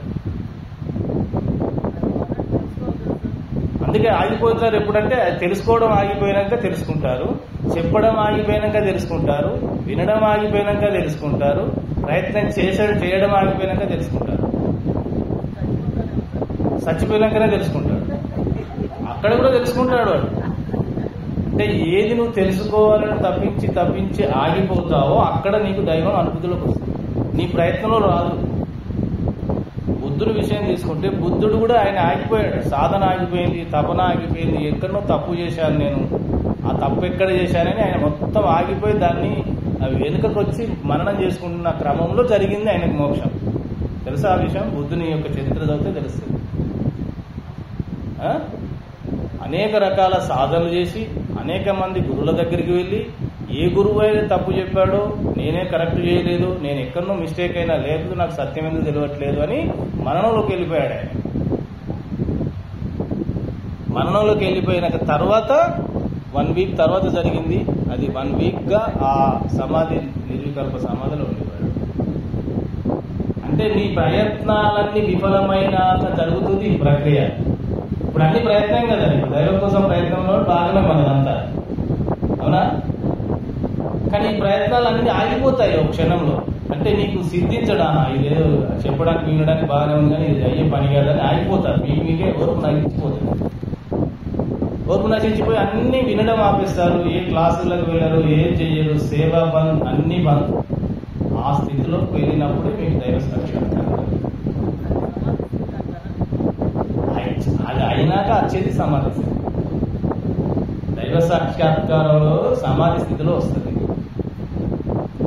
అప్పుడు నీకు సమాధానాలు తెలుస్తాయి. నువ్వు అడిగిన ప్రశ్నలన్నింటికి నువ్వు వెతుకుతున్నదంతా పొందుతావు. అది దాన్ని సమాధి అన్నారు. సమాధానం అంటే నీకు అక్కడ సమాధానం దొరుకుతుంది. నేను ఎవరు అన్న ప్రశ్నకు దొరికే సమాధానమే సమాధి స్థితి. రకరకాలుగా చెప్తారు ఈ స్థితులను. ఏది చెప్పినా దాన్ని ఉద్దేశించి చెప్పడమే. ఒకరు బాగా చెప్పారు, ఒకరు తక్కువ చెప్పారు కాకుండా చెప్పేది దాని గురించి, దైవం గురించి, ఇంకా ఏమీ లేదు. దాన్ని ఎలా చెప్పినా చెప్పవచ్చు. ఒకటేసారి వివరించవచ్చు, లోతుగా వివరించవచ్చు. ఒకటి పదాన్ని పండితులు రోజంతా ఎక్స్ప్లెయిన్ చేస్తారు. చాగంటి, షణ్ముఖ వీళ్ళకి చెప్పండి ఒక పదం, పొద్దంతా దాని గురించే విడమరుస్తారు. ఎందుకంటే అలా పాండిత్యం ఉంది, అంతటి పరిజ్ఞానం ఉంది, వివరిస్తారు. కానీ మనం ఒకటేసారి దైవత్వం అయిపోయింది. దైవత్వం అంటే ప్రేమ. నీ లోపల ఆ ప్రేమ తత్వం ఉంటే నువ్వు దైవత్వంతో కనెక్ట్ అయిపోతావు. ఆ ప్రేమ లేదు కాబట్టి దానికి కనెక్ట్ అయిపోలేదు. అన్లిమిటెడ్ ప్రేమను మనం కలిగి ఉన్నాము, అది మనం వ్యక్తం చేయట్లేదు. మన దగ్గర ఆ ప్రేమ ఉన్నదన్న విషయం కూడా తెలియదు. ఆ ప్రేమ మన ప్రేమ ఉంది, స్వార్థంతో ఉంది. అక్కడ నిస్వార్థంగా ఉంది. తేడా అంతే. దైవంలో ఉన్న ప్రేమ నిస్వార్థం, మనలో ఉన్న ప్రేమ స్వార్థం. అంటే ఎక్స్పెక్టేషన్, అంచనాలు ఉంది. నేను ఇంకొకసారి సాయం చేశాను కదా, 2 సార్లు చేశాను కదా, ఒకసారి చేయకపోతే వాడు అడ్డు మనం మన నిర్ణయం మనం తీసేసుకుంటాం. కానీ అక్కడ అట్లా కాదు. నువ్వు చేసినా చేయకుండా వాడు ప్రేమిస్తూనే ఉంటాడు. నేను ప్రేమిస్తున్నాడా లేదా? అందరినీ తప్పు చేసేవాడిని వాడిని దూరం పెట్టాడా? తప్పు చేసిన వాళ్ళు ఉన్నారు కదా భూమి మీద, వాళ్ళందరూ దూరం పెట్టలేదు కదా, వాళ్ళని కూడా ప్రేమిస్తున్నారు. విశ్వ ప్రేమ, భగవంతుడి ప్రేమ, శరతులు లేని ప్రేమ, ఏదని అనండి, అంతటి ప్రేమమూర్తి దైవం.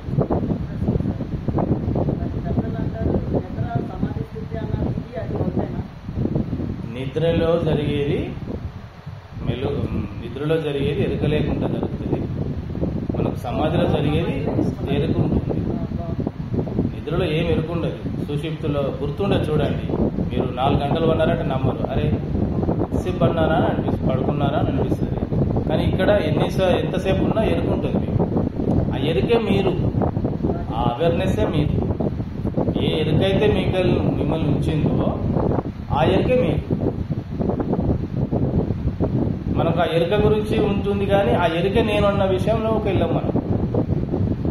ఏ ఎరుక నేనై ఉన్నాను అని మీరు ప్రశ్నిస్తే రిటర్న్ ఆ ఎరుక నేనై ఉన్నానన్న విషయం తెలుస్తుంది. అతి సూక్ష్మ విషయాలు ఇవన్నీ. కొంతమందికి బోర్ అనిపిస్తుంది, వెళ్ళిపోవాలనిపిస్తుంది ఈ విషయాలు విన్నారు. ఇప్పుడు కూడా కొంతమందికి ఉంది ఆ విషయం, కొంత ఉంది బోర్గా ఫీల్ అయ్యేవారు. అంటే అంతటి బోర్ వస్తేనే నువ్వు వినగలుగుతావు దీన్ని. మరి దైవాన్ని వినడం ఆషామాషి కాదు కదా. ఆ దైవం గురించి ఎవరికి కావాలి? దాంట్లో దైవం మరి దాని గురించి ఎందుకు కావాలంటే అది వింటేనే తెలుస్తుంది. అంతటి ఆ గొప్ప వ్యక్తి గురించి వినడం వరకే మనం చేయగలుగుతాం. సాధనలో దాన్ని అనుభూతిలోకి తెచ్చుకుంటాం. సాధన చేసినప్పుడు వస్తుంది. సాధనలో కూడా రాని సందర్భాలు ఉంటాయి. మీకు ఆ సాక్షాత్కారం జరిగేటప్పుడు మీకు ఎలా జరుగుతుందో కూడా తెలియదు, ఎప్పుడు జరుగుతుందో కూడా తెలియదు. అలా చేసుకున్న అలా జరిగిన వాళ్ళు అందరూ ఉన్నారు. ఏ క్షణమైనా జరగచ్చు. సాధన లేని వాళ్ళకి కూడా జరగచ్చు. అందరూ బాగా సాధనలో ఉండి సాధనతోటే ఈ సాక్షాత్కారం జరుగుతుందని ఒక కాన్ఫిడెంట్, ఒక బిలీవ్ సిస్టంలో ఉన్నారు. సాధన ఆగిపోయిన వాళ్ళకి జరుగుతుంది. సాధన చేసి ఉంటారు అప్పటికి. మనకి ఇక్కడ వాళ్ళకి సాధన లేదు కదా, వీళ్ళకి జరిగింది అనుకోండి. వాళ్ళు గత జన్మల్లో సాధన పూర్తయిన వాళ్ళు చాలా మంది ఉన్నారు. ఆల్రెడీ కంప్లీటెడ్ సాధన. ఈ జన్మలో దాన్ని తీసుకొని వెళ్ళిపోవడానికి వస్తారు. దాన్ని పొంది ఫీల్ అయ్యి వాళ్ళు కొంత వర్క్ చేసి వెళ్ళిపోతారు. వాళ్ళకు ఒక ప్లాన్ తోటి వచ్చి అది క్లియర్ చేసుకుంటే ఎండింగ్లో 99 మీద అవుట్ అయిన వాళ్ళు వస్తారు. 100 రన్స్ ఇక్కడ పూర్తి చేస్తారు. అంటే ఏ సాధన లేకుండా దైవత్వాన్ని పొంది వాళ్ళు సర్వీస్ చేసి వెళ్ళిపోతారు. ఎక్కడ ఏ స్టెప్లో ఆగిపోతుంది కదా గత జన్మలో ఈ సాధన, అక్కడికి వెళ్ళి స్టార్ట్ అయ్యి ఇక్కడ పూర్తవుతుంది. ఈ జన్మలో, చివరి జన్మలో పూర్తవుతుంది ఎవరికైనా. ఇది మన దైవత్వం యొక్క ఇంకా సందేహాలు వస్తున్నాయి ఇంకా కూడా.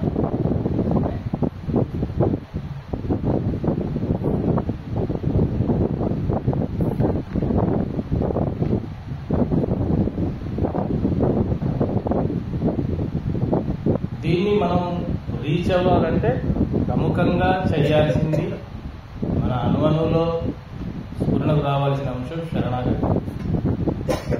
నేను కూడా కొంత మాట్లాడుకున్నాను. దైవత్వానికి దగ్గరై దైవత్వాన్ని అనుభూతి చెందేందుకు, ఆత్మసాక్షాత్కారం పొందేందుకు ప్రముఖంగా ప్రతి సాధకుడు ఆచరించవలసింది శరణాగతి. శరణాగతి అన్నప్పుడు నేనంటూ ఏమి కాదు, అంతా నీవే అని యాక్సెప్ట్ చేయడం ఫస్ట్. నేనంటూ ఏమి కాదు అని నిన్ను ఎలా అనుకుంటున్నావంటే, నా మనసు బుద్ధి నీకు నేను అర్పిస్తున్నానని నువ్వు డిసైడ్ అవ్వడం. నువ్వంటే నీ మనసు బుద్ధి శరీరం, ఈ మూడింటిని దైవత్వానికి సమర్పించి, నేను ఇవి మూడు కాదు, ఇదంతా నేను అనుకుంటున్నాను, ఇవి నాకు ఇచ్చింది నీవే, అందుకు నీకు నేను శరణాగతే ఉంటున్నాను, నీకు మోకరిల్లు ఉంటున్నాను. మోకరిల్లు ఎవరు చేస్తారు? నాతో ఏమి కాదు, అంతా నువ్వే చేయాలి. దైవత్వంపై డిపెండ్ అవ్వడం, ఆధారపడడం. ఇక్కడ ఈ శరణాగతి ద్వారా 2 విషయాలు జరుగుతాయి. ఒకటి, నువ్వు దైవానికి దగ్గరవుతావు. రెండవది, నీ అహంకారం తొలగించబడదు. ఎవరైతే అహంకారంతో ఉంటారో వాళ్ళు సరెండర్ అవ్వలేదు, దైవానికి సరెండర్ అవ్వలేదు. ఎందుకంటే నేను అన్నది ఉంటుంది. ఎవరైతే సరెండర్ దైవత్వానికి ప్రతి క్షణం ఉంటారో వాళ్ళు దైవత్వానికి దగ్గర అవుతారు. వాళ్ళ ఈగో అన్నది క్లోజ్ అవుతుంది. ఇప్పుడు ఇక్కడ అహంకార రాహిత్యమే దైవ సాక్షాత్కార స్థితి. దీన్ని పోగొట్టుకోవడానికి మనం సాధన చేస్తున్నాం. ఈ అహంకారం పోగొట్టుకోవడానికి సాధన ఎక్కువ. కానీ అహంకారం పోకపోగా పెరుగుతూ ఉంటుంది ప్రయాణంలో.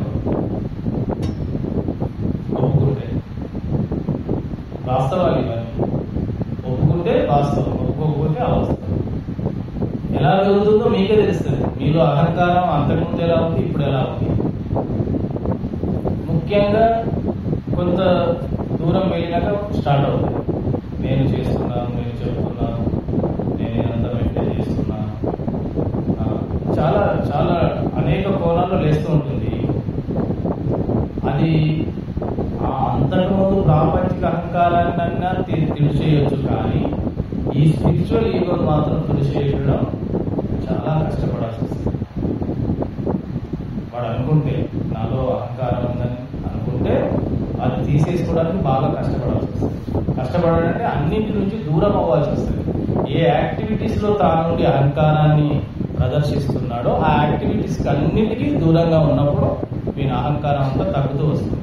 వాటితో లేస్తుంది.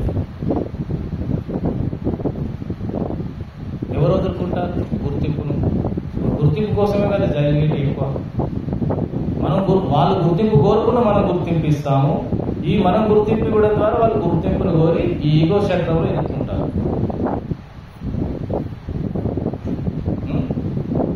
ఇది తెలిసే వరకు సమయం మించిపోయి అహంకారం మనల్ని పట్టేస్తుంది. దీన్ని వదులుకోవాలంటే మొత్తం ఇవన్నిటి నుంచి దూరం ఉండాలి. ఇవన్నింటి నుంచి నువ్వు దూరం అయితేనే నీకు దేవుడు దగ్గర. నీకు చుట్టూ ఉన్న అన్ని దారులు నువ్వు మూసేసుకుంటూనే ఆ దైవం అనే దారి నీకు ఓపెన్ అవుతుంది. దైవత్వానికి వెళ్ళాలంటే ఆ డోర్ ఓపెన్ అవ్వాలంటే నీ అన్ని దారులు మూసుకోవాలి. నువ్వు అన్ని దారుల్లో వెళ్తున్నావు, ఈ దారి గురించి మర్చిపోయావు. అన్ని దారుల్లో వెళ్ళుకుంటూ ఈ దారిలోకి రావడానికి ఆశిస్తున్నావు. కానీ ఇక్కడికి రావాలంటే ఈ అన్ని దారులు మూసుకున్న వాళ్ళే వస్తారు. వాళ్ళకి ఈ దారి ఓపెన్ అవుతుంది. కొద్దిగా ఇబ్బందిగా ఉన్నా ఇదే సత్యం. అన్ని దారులు మూసుకుపోతాయి నీకు. దైవంతో గుర్తింపండి. ఇవి అన్ని దారులు మూసుకోవడం నువ్వు దైవాన్ని గుర్తించే క్షణం. ఏ వేస్ట్? బయట వేస్ట్ అని ఎప్పుడు తెలుస్తుంది నీకు? నువ్వు గుర్తించట్లేక ఇవన్నీ దైవం మూసేస్తుంది. మూయకుండా చూసుడు నీతో కాదు, అన్ని మూసేస్తుంది. నీ వ్యవహారాలన్నింటినీ మొత్తం బ్యాన్ చేస్తుంది. ఎలా అవుతాయి? కావు. నీవు దాన్ని చేరడానికి నీకు మార్గాలు ఓపెన్ చేయాలంటే నువ్వు వెళ్ళే అన్ని మార్గాలు మూసేస్తుంది. నువ్వు చేసే అన్ని యాక్టివిటీస్ అన్ని బంద్ అవుతాయి. నువ్వు మొత్తం ఒక్కరి అయిపోతావు. నీకు ఎవ్వరు కనపడవు, నీకు ఎవ్వరు అండలేరన్న ఫీలింగ్ వస్తుంది. నేను ఈ భూమి మీద ఒక్కనిగానే ఉన్నాను, నాకంటూ ఎవరి అండదండలు లేవు, నాకెవరి సపోర్ట్ లేదు, నాకెవరు సహకరించట్లేదు, నేను మొత్తం నిరాశ్రయాన్ని అయిపోయాను.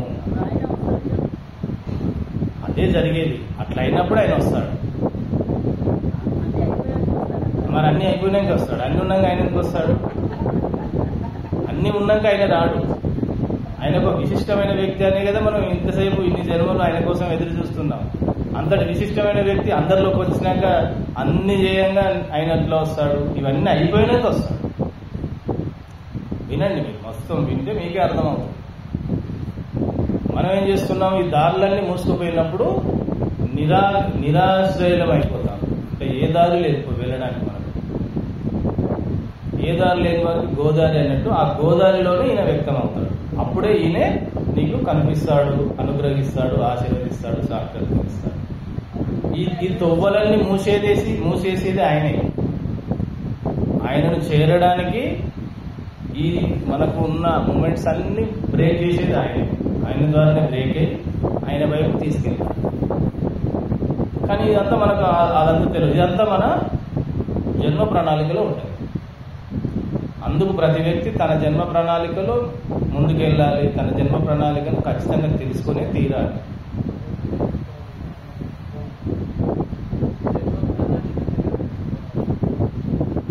ఏ ప్రణాళిక ఎవరి దగ్గర ఉందో ఆ వ్యక్తిని అడిగితే తెలుస్తుంది. మీ జన్మ ప్రణాళిక మీ ఆత్మలో ఉన్నప్పుడు మీ ఆత్మను అడిగి తెలుసుకోవాలి. మీకు మీ జన్మ ప్రణాళికను గురువు దగ్గరనో ఇంకెవరి దగ్గరనో తెలుసుకుంటే అది మీ జన్మ ప్రణాళిక కాదు. మీ జన్మ ప్రణాళిక చెప్పే వ్యక్తి మీ లోపలే ఉన్నాడు. ఆయననే అడగాలి. ఆయనే చెప్పింది మీ ప్రణాళిక.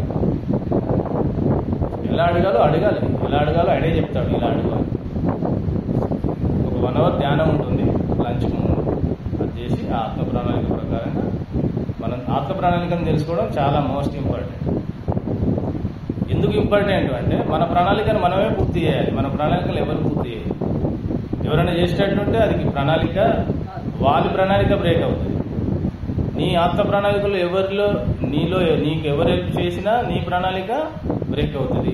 నువ్వెవరి ఆత్మ ప్రణాళికలో పెట్టినా వాళ్ళ ప్రణాళిక బ్రేక్ అవుతుంది.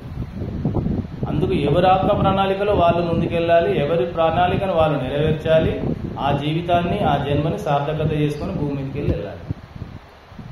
లేకపోతే పునరభిజన్మ అంతే, ఏం కాదు. ఎక్కడ వదిలేస్తావు కాడి అక్కడికి వెళ్ళి వచ్చి ఆ కాడి మళ్ళీ తగ్గించుకో. ఆత్మ ప్రణాళిక అందరికీ ఉంది. జ్ఞానంలో లేని వాళ్ళకు ఉంది, ఉన్న వాళ్ళకు ఉంది. ప్రతి జీవికి ఒక ప్రణాళిక ఉంది. ఆ ప్రణాళిక నెరవేర్చుకోవాలి. నెరవేర్చుకోవడే బాధ్యత మీకు అప్పచెప్పింది మీ దైవంతో. ఇవన్నీ చేసుకొని భూమికి వెళ్ళా అని మనం ఏం చేస్తాం? మన ప్రణాళికను తెలుసుకోము, ఆ ప్రణాళికను ముందుకు నడిపించాము. తెలుసుకున్నా ముందు నడిపించడం కూడా ఒక ఎత్తు. తెలుసుకున్న ఒక ఎత్తు అయితే దాన్ని ముందుకు తీసుకెళ్ళడం కూడా ఒక ఎత్తు. ఇప్పుడు నీ ప్రణాళిక తెలిసింది, నీ ప్రణాళిక అంతా అస్తవ్యస్తంగా కనపడ్డది చెప్పింది. అప్పుడు నువ్వేం చేస్తావు? ఇదైతే బాగాలేదు, అడగకుండా మంచిగా అని అనిపిస్తుంది. కానీ తెలిసిపోయా. నువ్వు తెలిసినాక దాన్ని పూర్తి చేయాలా వద్దా? నువ్వు పూర్తి చేయకపోతే నువ్వేం చేయాలో నీకు తెలియదు. అప్పుడు ఏం చేయాలి? What next? చిందరవందరమైన ప్రణాళిక ఉంది మీ జీవితంలో, మీ ఆత్మలో ఉంది. అది మీకు మీ ఆత్మే చెప్పింది నీ జీవిత ప్రణాళిక ఇది అని. అప్పుడు నీకు నచ్చట్లేదు నీ ప్రణాళిక, వదిలేస్తే అది వదిలించుకుంటుందా? నిన్ను మళ్ళీ తీసుకొస్తుంది. నీ దైవం నీకు అనుగ్రహించిన ప్రణాళిక అది, దైవ సంకల్పం అది. నీ దైవం సంకల్పించింది ఈ ప్రణాళిక నెరవేర్చరా అయ్యా, అందుకే నేను భూమిని పంపిస్తున్నాను, పంపించేసింది. నువ్వు పొరపాటున ఇక్కడ ఈ క్లాస్ విని తెలుసుకున్నావు. అది తెలిసినాక అదంతా మంచిగా లేదు అనిపిస్తుంది. అప్పుడు ఏం చెయ్యాలి అనేది ఇక్కడ కావాలి. అప్పుడు ఏం చెయ్యాలంటే, ఓ గాడ్, నీ ప్రణాళిక నాకు అనుగ్రహించావు. ఈ ప్రణాళికను చక్కగా ముందుకు తీసుకెళ్లే అంత గైడెన్స్, నాలెడ్జ్, ఎనర్జీ నాకు ఇస్తూ ఈ ప్రణాళికను చక్కగా పూర్తి చేసే బాధ్యత నేనే. నిరంతరం ప్రే చేస్తూ ఉండాలి ఆ దైవం. అప్పుడు మాత్రమే ఆ ప్రణాళిక, అతి చండాలమైన ప్రణాళిక కూడా అతి రాజసంగా పూర్తవుతుంది.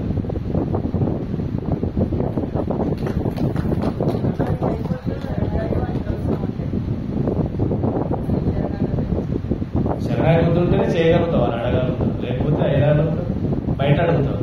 సరెండర్ ఉంటే లోపల అడుగుతావు, లేదంటే బయట అడుగుతావు. బయట ఎవరైనా కానీ అడుగుతావు. నీకు సరెండర్నెస్ ఉంటే నీ లోపలే అడుగుతావు, లేదంటే బయట అడుగుతావు. బయట అడిగింది ఫాలో అయితే ఇబ్బంది పడతావు. ఇప్పుడు బయట వినేదే ఇదంతా జరిగేది. ఇవన్నీ చెవులు సిల్లుడు పోతాయి. ఇలా వినరాని వాస్తవాలు ఇవన్నీ, వినాల్సిన సత్యాలు ఇవే.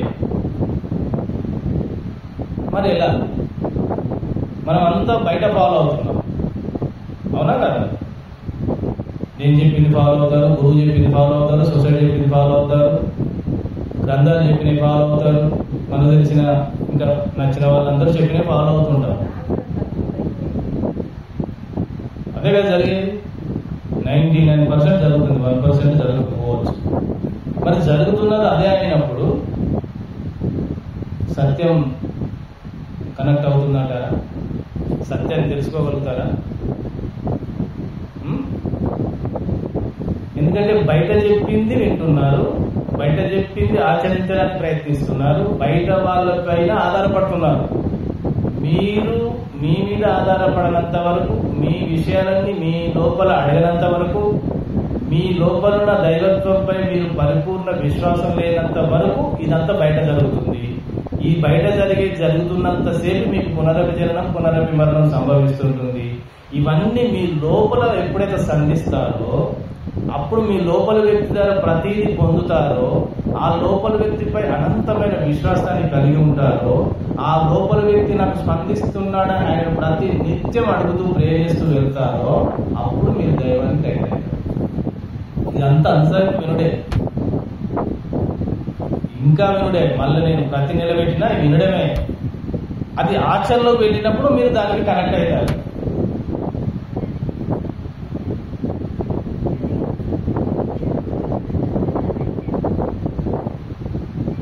ఇప్పుడు మరి బయట అడగాల్సింది లోపల అడగాల్సిన అవసరం ఉందా లేదా? లోపల అడిగితేనే ఆ లోపల వ్యక్తి చెప్పడానికి ఇష్టపడతాడు. ఒకవేళ మీరు అడగకుండా చెప్తూ ఉంటాడు కానీ మనం వినే స్థితిలో లేము. ఆయన చెప్తూ ఉంటాడు కానీ మనం ఇది నా లోపలికి వచ్చే సందేశమని తెలియదు. ఆత్మ సందేశాలు ఇస్తూనే ఉంటుంది. ఆత్మ తన వాణి వినిపిస్తూనే ఉంటుంది. ఆత్మ మనకు బోధిస్తూనే ఉంటుంది. కానీ మనం వినే స్థితిలో లేము. ఎందుకంటే మనం అంతా చూపు అంతా ఎటు సైడ్ ఉంది, మనది అవుట్ సైడ్ ఉంది. ఈ అవుట్ సైడ్ అంతా ఇన్సైడ్ లోకి వస్తే ఈ ఎంటర్టైన్మెంట్ కి కనెక్ట్ అవుతారు. అర్థమవుతుందా? ఇప్పుడు అవుట్ సైడ్ ఉన్నాయా మీరు చేసే వ్యవహారం? మనం చేసే వ్యవహారాలన్నీ అవుట్ సైడ్ ఉన్నాయా? అందరి ఆల్మోస్ట్ ప్రతి యాక్టివిటీ, ప్రతి ఇది తెలుసుకునేదంతా అవుట్ సైడ్ నుంచి ఉంది. అవునా? యాక్సెప్ట్ చేస్తారు. ఇది తప్పు కాదు, ఇది అవసరమే. ఫండమెంటల్ ఇది అవసరం. దీని నుంచి బ్యాక్ రావాలి, రిటర్న్ రావాలి. మరి నేనే దైవం అని మీరందరూ దైవాలే చెప్పిండు మహానుభావుడు. అవునా కదా? యూఆర్ ఆల్ గాడ్స్ అన్నారు. మరి మీరు దైవమైనప్పుడు మీరు ఇంకోటి మీద ఎందుకు ఆధారపడుతున్నారు? ఇంకొక దగ్గర ఎందుకు తెలుసుకుంటున్నారు? ఇంకోళ్ళు ఎందుకు అడుగుతున్నారు? మీ దైవం మీకు చెప్పదా? ఏమంటారు? చెప్పేది మీరు దైవమైనప్పుడు మీ దైవం చెప్తుంది కదా. ప్రతి మీ దైవాన్ని అడిగి తెలుసుకోవాలి కదా.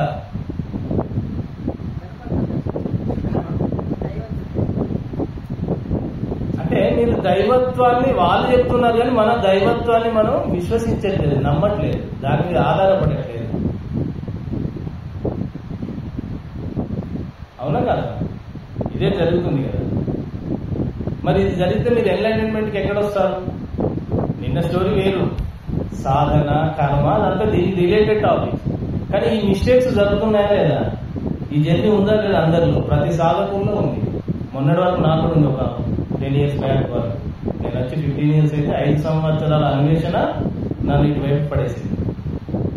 ఆ 5 సంవత్సరాలు అంటే నేను వచ్చినాక 5 సంవత్సరాల తర్వాత నా పర్పస్ ఆఫ్ లైఫ్ నా లోపల నుంచి తెలుసుకున్నాక నేను బ్యాలెన్స్ అవుతూ వస్తు క్రమంలో 7 years పట్టింది నేను బ్యాలెన్స్ అవ్వడానికి.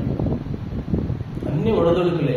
ఆ ఒడిదొడుకులకు నిలదొక్కుకోవడానికి ఇంత నేర్పించింది, అంత నిలబెట్టింది, ఇంత వాస్తవాలను బయట పెట్టిస్తుంది. ఇవన్నీ వాస్తవాలా కాదా అంటే మీరు చేసి మీకే క్వశ్చన్ చేసుకోవాలి. నేను చెప్పింది కూడా గుడ్డిగా నమ్మద్దు. స్పిరిచువాలిటీలో ఎవరు చెప్పింది గుడ్డిగా నమ్మద్దు. ఓన్లీ మీ దైవత్వం చెప్పిందే 100% విశ్వసించి ఫాలో అవ్వాలి, నమ్మాలి. కానీ ఇది ఒక్కటి పక్కన పెట్టి మిగతా అన్ని నడుస్తాయి. అవునా కదా? అదే కదా. అంటే చివరి అంకంలో ఇవన్నీ పనిచేయి అర్థం చేసుకోవాలి.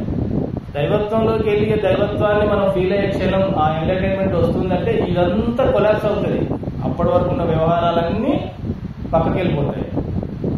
అప్పటికి మన జీవితంలో ఉన్న గురువులతో సహా, సొసైటీలతో సహా, నాలెడ్జ్తో సహా కోల్పోవచ్చు.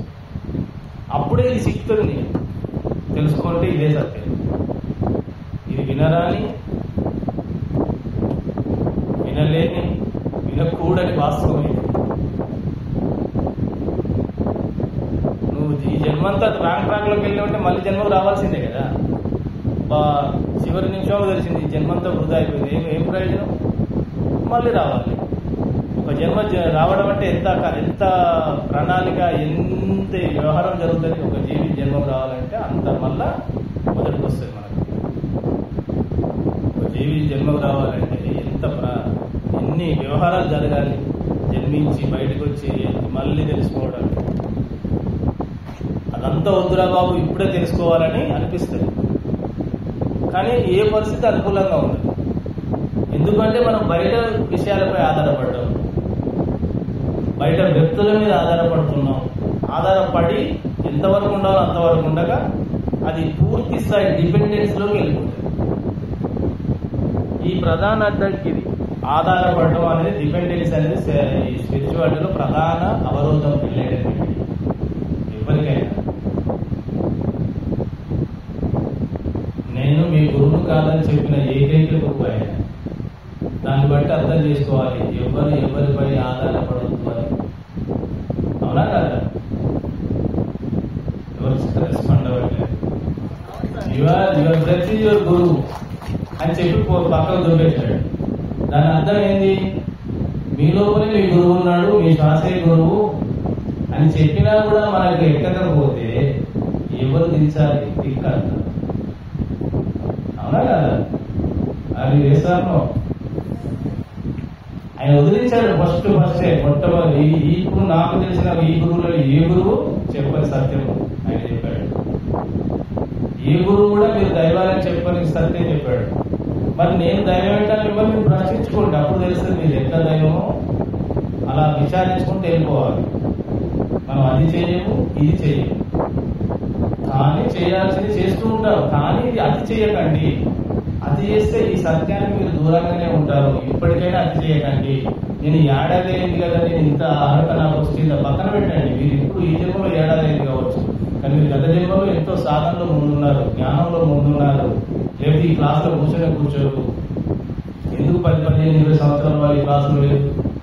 వాళ్ళకి అవసరం లేదు, వాళ్ళకి అర్హత లేదు. మీరే కొత్తగా ఎందుకు వచ్చారు? మీకే ఈ నాలెడ్జ్ ఎందుకు? మీకు అది మీరు సెలెక్టెడ్. ఎన్లైటన్మెంట్ క్లాసులకు రావడానికి అర్హత ఉన్న వాళ్ళు ఇంట్లోకి వస్తారు. ఆ ఒక్క ముంచడానికి వింటారు పోతుంది. శివగంగమే ఎన్లైటన్మెంట్ అయ్యే భూమి మీద. దాన్ని పొందగా నువ్వు అది ఏం చేస్తావు? అన్ని చేసినా అది చేయదు, నువ్వు రావాల్సిందే. అన్ని చేస్తున్నావు, అది చేయట్లేదు. దానికోసం ప్రయత్నం కూడా లేదు. అందరు తీవ్ర సాధనలో ఎన్లైటన్మెంట్ పొందడానికి బాగా తీవ్రమైన సాధనలు చేస్తారు. శరీరాన్ని పుష్టింపజేస్తారు. శరీరం సహకరించాక కూర్చుండబెడతారు. అవునా? అదే జరుగుతుందా లేదా? నువ్వు దైవత్వం పొందాలని ప్రేమతో దైవానికి శరణాగతి చేయి సాధన. నీ శరీరం అనుకూలిస్తుంది, నీ లైన్ ఓపెన్ అవుతుంది. నువ్వు దైవత్వం పొందడానికి సాధన చేస్తే కదా ఆరోగ్యం, సమస్యలు, ఐశ్వర్యం వీటి కోసం చేసే సాధనలు దైవత్వాన్ని ఇస్తాయా? అది తప్పని నేను అనట్లేదు, అది ఛాయిస్ మీది. కానీ దైవమే నీ విషమైతే ఇవన్నీ నీకు అనుకూలంగా ఉంటాయి. నీ కర్మబద్ధంగా ఇవన్నీ నీకు లేమిగా ఉన్నాయి. అనారోగ్యం కర్మే, ఐశ్వర్య లేని కర్మే, సమస్యలు బంధాలలో ఇబ్బందులు కర్మే. ఇదంతా కర్మకు అతీతమైన ఉన్న వ్యక్తిని పట్టుకుంటే ఇదంతా క్లియర్ అవుతుంది. నువ్వు అయింది ఒక్కొక్కటి పడి తీయడానికి పడుతున్నావు. అన్ని స్పెషలైజేషన్ తిరుగుతున్నావు. అన్ని స్పెషలైజేషన్ కలిగి ఉన్న వ్యక్తి అయిపోతావు. అది పట్టుకుంటే ఇదంతా క్లియర్ అయిపోతుంది. జన్మాకరం అయిపోతుంది. రావడం పోవడం బంద్ అవుతుంది. ఇవన్నీ కొట్టేసిపోతుంది కదా. ఏది పొందితే ఇంకేది పొందనవసరం లేదు. అది పొందడానికి మాత్రం చెయ్యకుండా మిగతా అన్ని పొందేది చేస్తున్నాం. అదంతా బరువే. అదంతా ఏదో ఒక రోజు తొలగించినప్పుడే నీకు ఇది దగ్గర అవుతుంది. దైవం అనే దారికి దొరుకుతుంది. ఇది వెతకడానికి అనేక జన్మలుగా వస్తూ పోతున్నాం. సాధన కాదు, సాధన చివరంకంలో ఉన్న వాళ్ళకి ఇది వస్తుంది. లేకపోతే వాళ్ళు అంత సంవత్సరాలు సాధన చేసిన వాళ్ళు కూడా దైవత్వాన్ని పొందక వెళ్ళిపోయిన వాళ్ళు.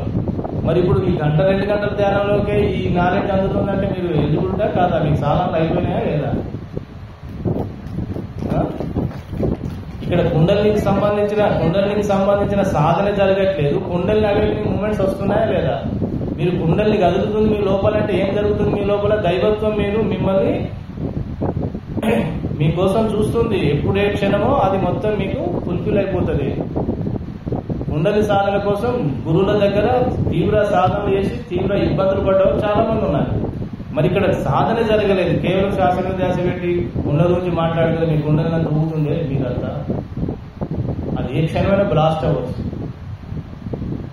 ఎవరికైనా బ్లాస్ట్ అవ్వచ్చు, ఎప్పుడైనా కావచ్చు. ఆ జగన్మాత గురించి కలిసిన క్షణం జరగచ్చు. అంతటి ప్రేమతో మీరు ఆమె స్మరిస్తే చాలు. అంతటి ప్రేమతత్వంతో ఆమెపై ఉంటే చాలు. అది విన్నా కదులుతుంది. మీరు సాధన చేసినా ఉవ్వెత్తున ఎగిసిపడుతుంది. అప్పుడు మీకు సత్యం బోధపడదు. అంటే ఇప్పటిదాకా పొందిందంటే కాదు. జీర్ణించుకుంటే ఇదే సత్యం. చివరి క్షణం వరకు ఎన్లైటైన్మెంట్ కు ముందు పొందిందంతా సత్యం కాదు. ఎన్లైటైన్మెంట్ లోనే సత్యం తెలుస్తుంది.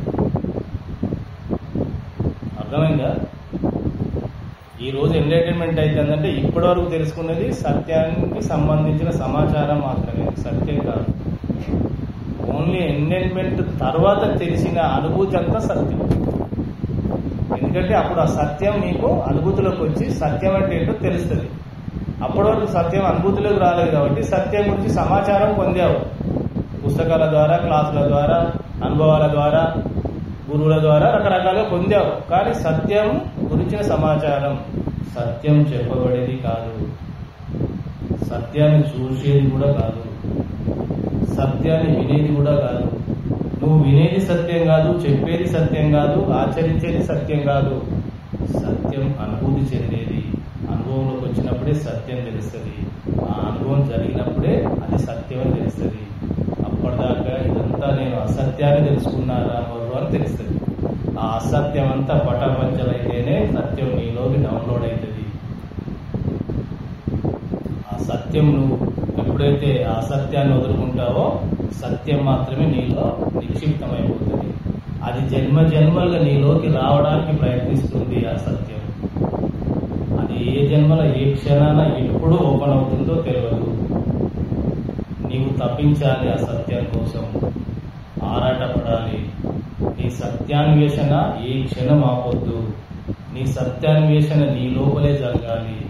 నీ సత్యాన్వేషణ బయట జరిగినన్ని రోజులు నువ్వు సత్యానికి దూరంగానే ఉంటావు తప్ప నువ్వు సత్యంలోకి వెళ్ళవు. ఆ సత్యం నీ కోసం యుగ యుగాలుగా జన్మ జన్మలుగా నిరీక్షిస్తూ తప్పిస్తూ ఎదురు చూస్తూ ఉంది. అది నిన్ను ఏ క్షణమైనా నీకు ఆ సాక్షాత్కారం జరపడానికి ఆరాటపడుతూ ఉంది. దాన్ని అర్థం చేసుకోవడం లేదు. ఏ గురువు ఇంత సూటిగా చెప్పట్లేదు, అది మనకు అర్థం అవ్వట్లేదు. చెప్పిన అందుకని జరగట్లేదు. అది మీకోసం నిరీక్షిస్తుంది. మనం ఆ నిరీక్షణ తెలియట్లేదు. ఎందుకంటే మన వ్యాపకాలు వేరు, మన కర్తవ్యాలు వేరు, అందులో పడి ఉన్నాం. ఇటువైపు వచ్చినాక కూడా నిర్లక్ష్యం చేస్తే తెలిసి చేసిన తప్పు అవుతుంది. అవునా కదా?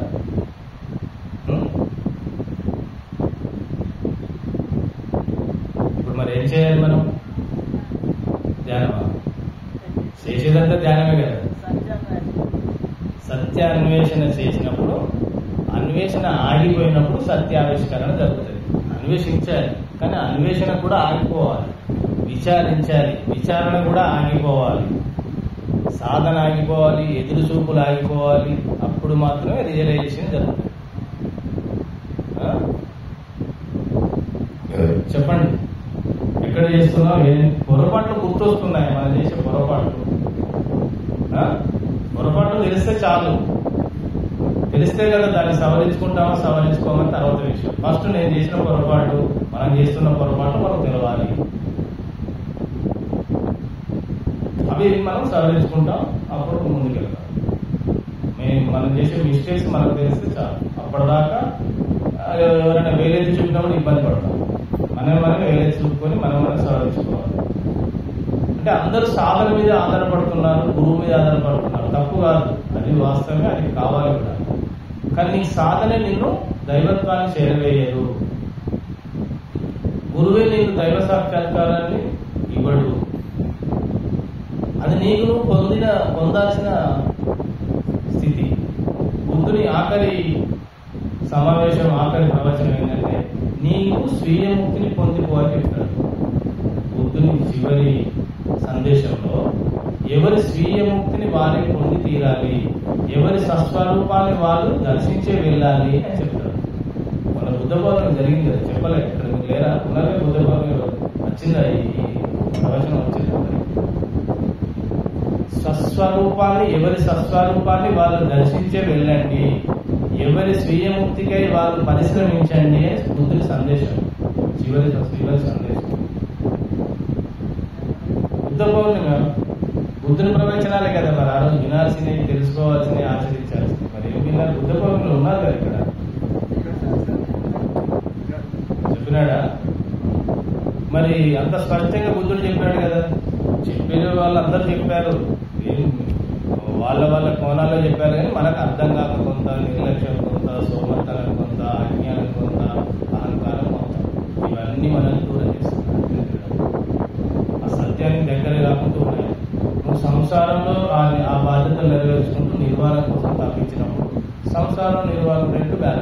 సంసారంలో నిర్వాణం చెప్పిన సందేశం కూడా బుద్ధుడే. అందరూ సంసారంలో నిర్వాణం పొందవచ్చు. బుద్ధుని భార్య అడుగుతుంది, నువ్వు మమ్మల్ని వదిలిపెట్టిపోయి నువ్వు సాధించింది కూడా ఏం లేదు, నువ్వు మాతో ఉన్నప్పుడు నువ్వు సాధించవచ్చు కదా, ఎందుకు వెళ్ళావు మాకు చెప్పకుండా అని అడుగుతారు ఆయన. ఎంటర్టైన్మెంట్ ఆఫ్టర్ ఇంటికి వచ్చినాక మీరుంటే నేను ఇంత ఉన్నత స్థితికి ఇంత తొందరగా కనెక్ట్ కాను అనే ఉద్దేశంతో వెళ్ళాలని జరిగింది. లేదు మీరు ఇక్కడ కూడా పొందాల్సి, ఇప్పుడు ఇక్కడ మీరు ఆ సందేశం ఇవ్వండి, సంసారం చేస్తే నిర్వాణం పొందొచ్చు అన్నప్పుడు అప్పుడు వచ్చింది ఆ సందేశం ఆయన భార్య ద్వారా వచ్చిన సూచన. ఎవరైనా భార్య పిల్లలు వదిలి అడవులకు వెళ్ళారు 20 రోజులు, అప్పుడు మాత్రమే వాళ్ళు సత్యాన్వేషణ పూర్తి చేసుకొని వచ్చారు. కానీ ఈ ప్రాపంచికంలో ఈ కలియుగంలో అందరికీ అది సాధ్యం కాదు. బాధ్యతలు కుటుంబాలు ఇవన్నీ ఉంటాయి కాబట్టి ఎవరు వదిలిపోలేరు. అప్పుడు మీరు సంసారం చేస్తూ కూడా నిర్వాణం పొందవచ్చు. మరి ఎలా వాళ్ళు ఎందుకు పొందలేకపోయారు, మనం ఎందుకు పొందవచ్చు అనేది కూడా వాళ్ళు చెప్పుకొచ్చారు. వాళ్ళు చేసిన మిస్టేక్స్ అని సరిచేసి మీ దాన్ని మిస్టేక్స్ లేకుండా ఇలా వెళ్తే మీరు ఈజీగా దాన్ని క్యాచ్ చేయొచ్చు. రిలేటెడ్మెంట్ అనేది బాగా కష్టంగా ఉంది, సులభంగా అయిపోయింది. సులభంగా ఎందుకు అయిపోయింది? అందరూ శరణాగతి గురించి చెప్పారు, వాళ్ళు సరెండర్ అవ్వలేదు. వాళ్ళు సరెండర్ అవ్వగా సాధన చేసుకుంటూ 1000 సంవత్సరాలు సాధన చేసిన గురువులకు కూడా మోక్షం రాలేదు. తిల్లం హిమాలయాలు ఇప్పటికి కూడా ఉన్నారు మోక్షం పొందని మహాయోగులు. కానీ అందరూ యోగులుగా పిలువబడుతున్నారు. వాళ్ళు ఇంకా యోగత్వంలోకి వెళ్ళని వాళ్ళు ఎంతో మంది ఉన్నారు. పూర్తిగా అహంకారాన్ని కోల్పోతారు ఎంటర్టైన్మెంట్. వాళ్ళు ఇంకా అహంకారాన్ని పట్టుకునే ఉన్నారు. ఎవరైతే అహంకారంతో ఇప్పుడు ఎవరైతే వ్యక్తమవుతున్నారో వాళ్ళు ఎన్లైటన్మెంట్ లో లేనట్టే. ఎందుకంటే ఆ ఎన్లైటన్మెంట్ లో పూర్తి ఈగో అనేది పోతుంది. అప్పుడే వాళ్ళు ఆ స్థితిలో ఉంటారు. చాలా మంది ఏమనుకుంటున్నారు, సిద్ధులు వస్తే ఎన్లైటన్మెంట్ లో ఉన్నారేమో యోగులు అనుకుంటున్నారు. ఆ సిద్ధులు చేస్తూ ఉంటాయి, మహిమలు చెబుతూ ఉంటాయి. నువ్వు ఎన్లైటన్మెంట్కి వెళ్తే అవన్నీ నీ వశం అవుతాయి. అవి నువ్వు దుర్వినియోగం చేస్తే ఇబ్బంది పడతావు, సద్వినియోగం చేస్తే నువ్వు ఇంకా దైవత్వానికి కనెక్ట్ అవుతావు. నువ్వు ఎందుకు ఇచ్చింది ఏంటంటే నువ్వు వీటితోటి పరోపకారం చేయమని ఇచ్చింది. అవి ఇస్తే నువ్వు యోగి కాదు. నువ్వు యోగంలోకి వెళ్తే అవి నీ వశం అవుతాయి ఆటోమేటిక్. అవి యోగంలోకి వెళ్ళే ముందు వచ్చే సిద్ధులు అని. యోగం అనేది చివరి స్థితి. దాన్ని పొందితే ఇంకేం పొందనవసరం లేదు. దాన్ని పొందే క్రమంలో నీ శక్తి సామర్థ్యాలు పెరిగి నీ పవర్స్, ఆత్మలో ఉన్న పవర్స్ నీకు వశం అవుతా ఉంటాయి. ఆత్మ యొక్క శక్తులు అవి నీ ఎంత శక్తి స్థాయిలో ఉంటే అంత శక్తులే నీకు వస్తాయి. అందరికీ అన్ని పవర్స్ రావు. మన ఎనర్జీ లెవెల్స్ బట్టే వస్తాయి, మన తాపాన్ని బట్టే వస్తాయి, మన ప్యూరిటీ ఆఫ్ లవ్ తోటే వస్తాయి. వీడు అందరికి పరోపకారానికి ఉపయోగపడుతుంటే వానికి ఇస్తుంది. అవి దుర్వినియోగం చేస్తే వాడిని పక్కన పెట్టేస్తుంది.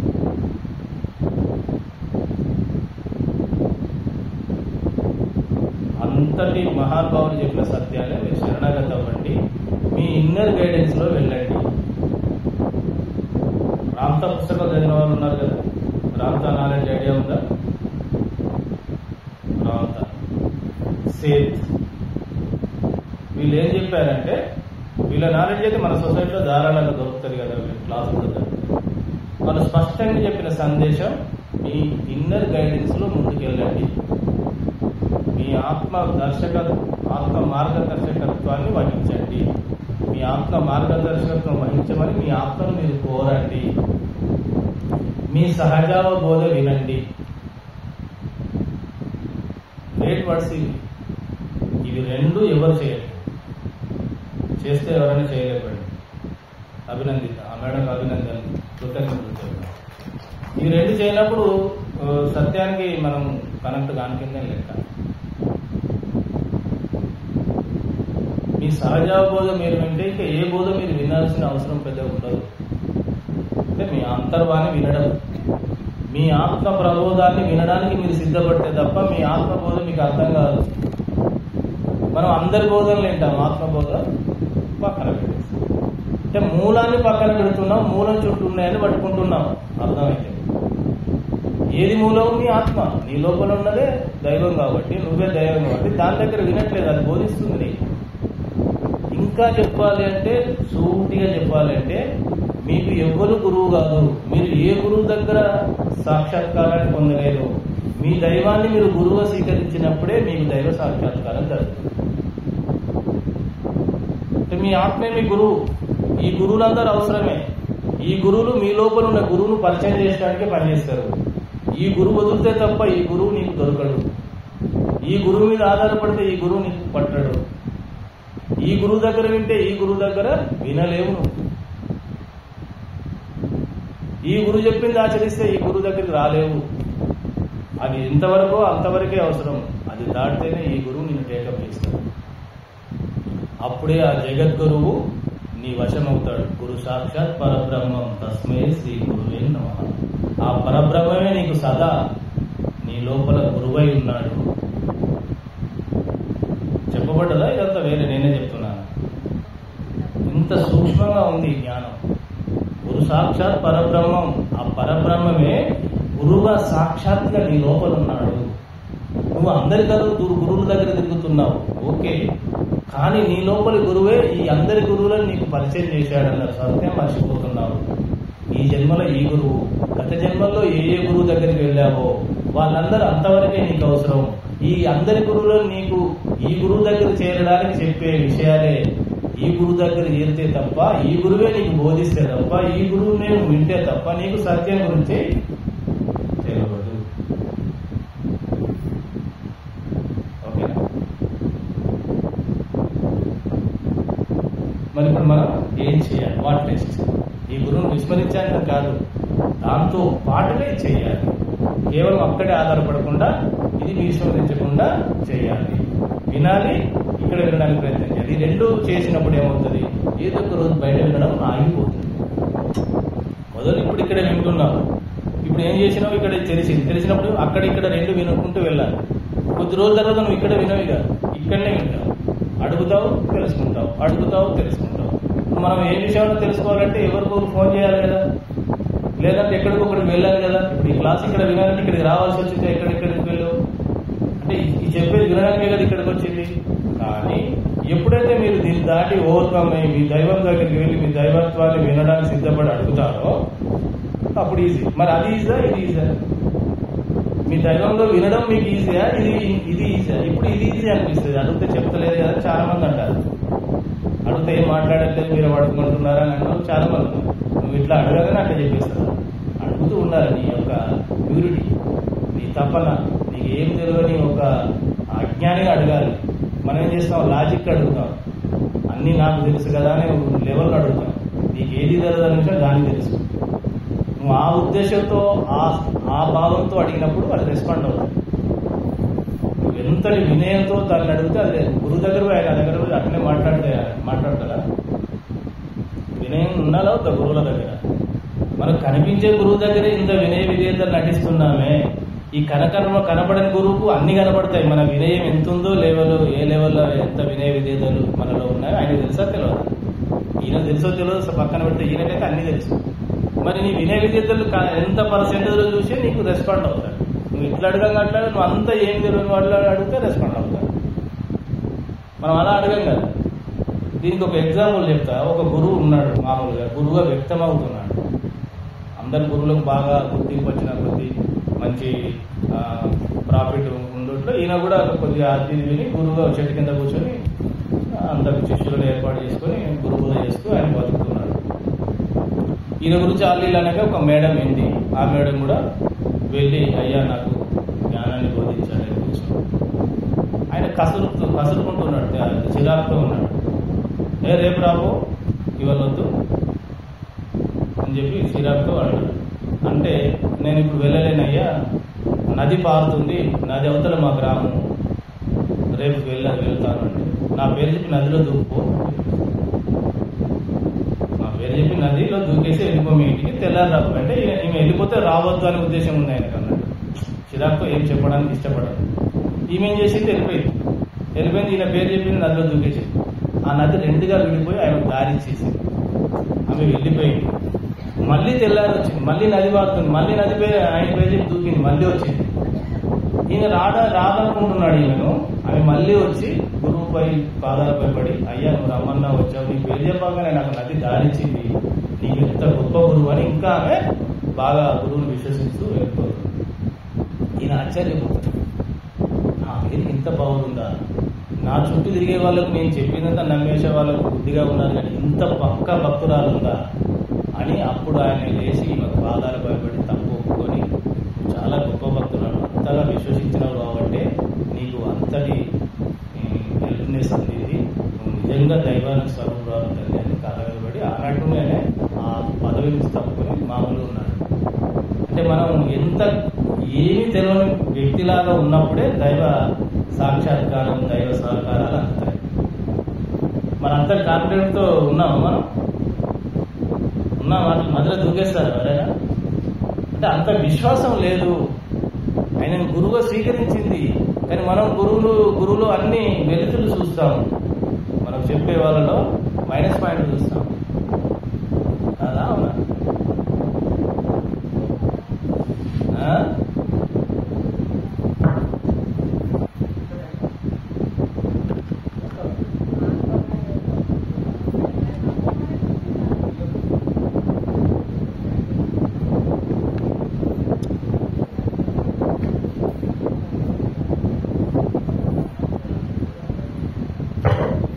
కొద్దిసేపు కళ్ళు మూసుకుందాం.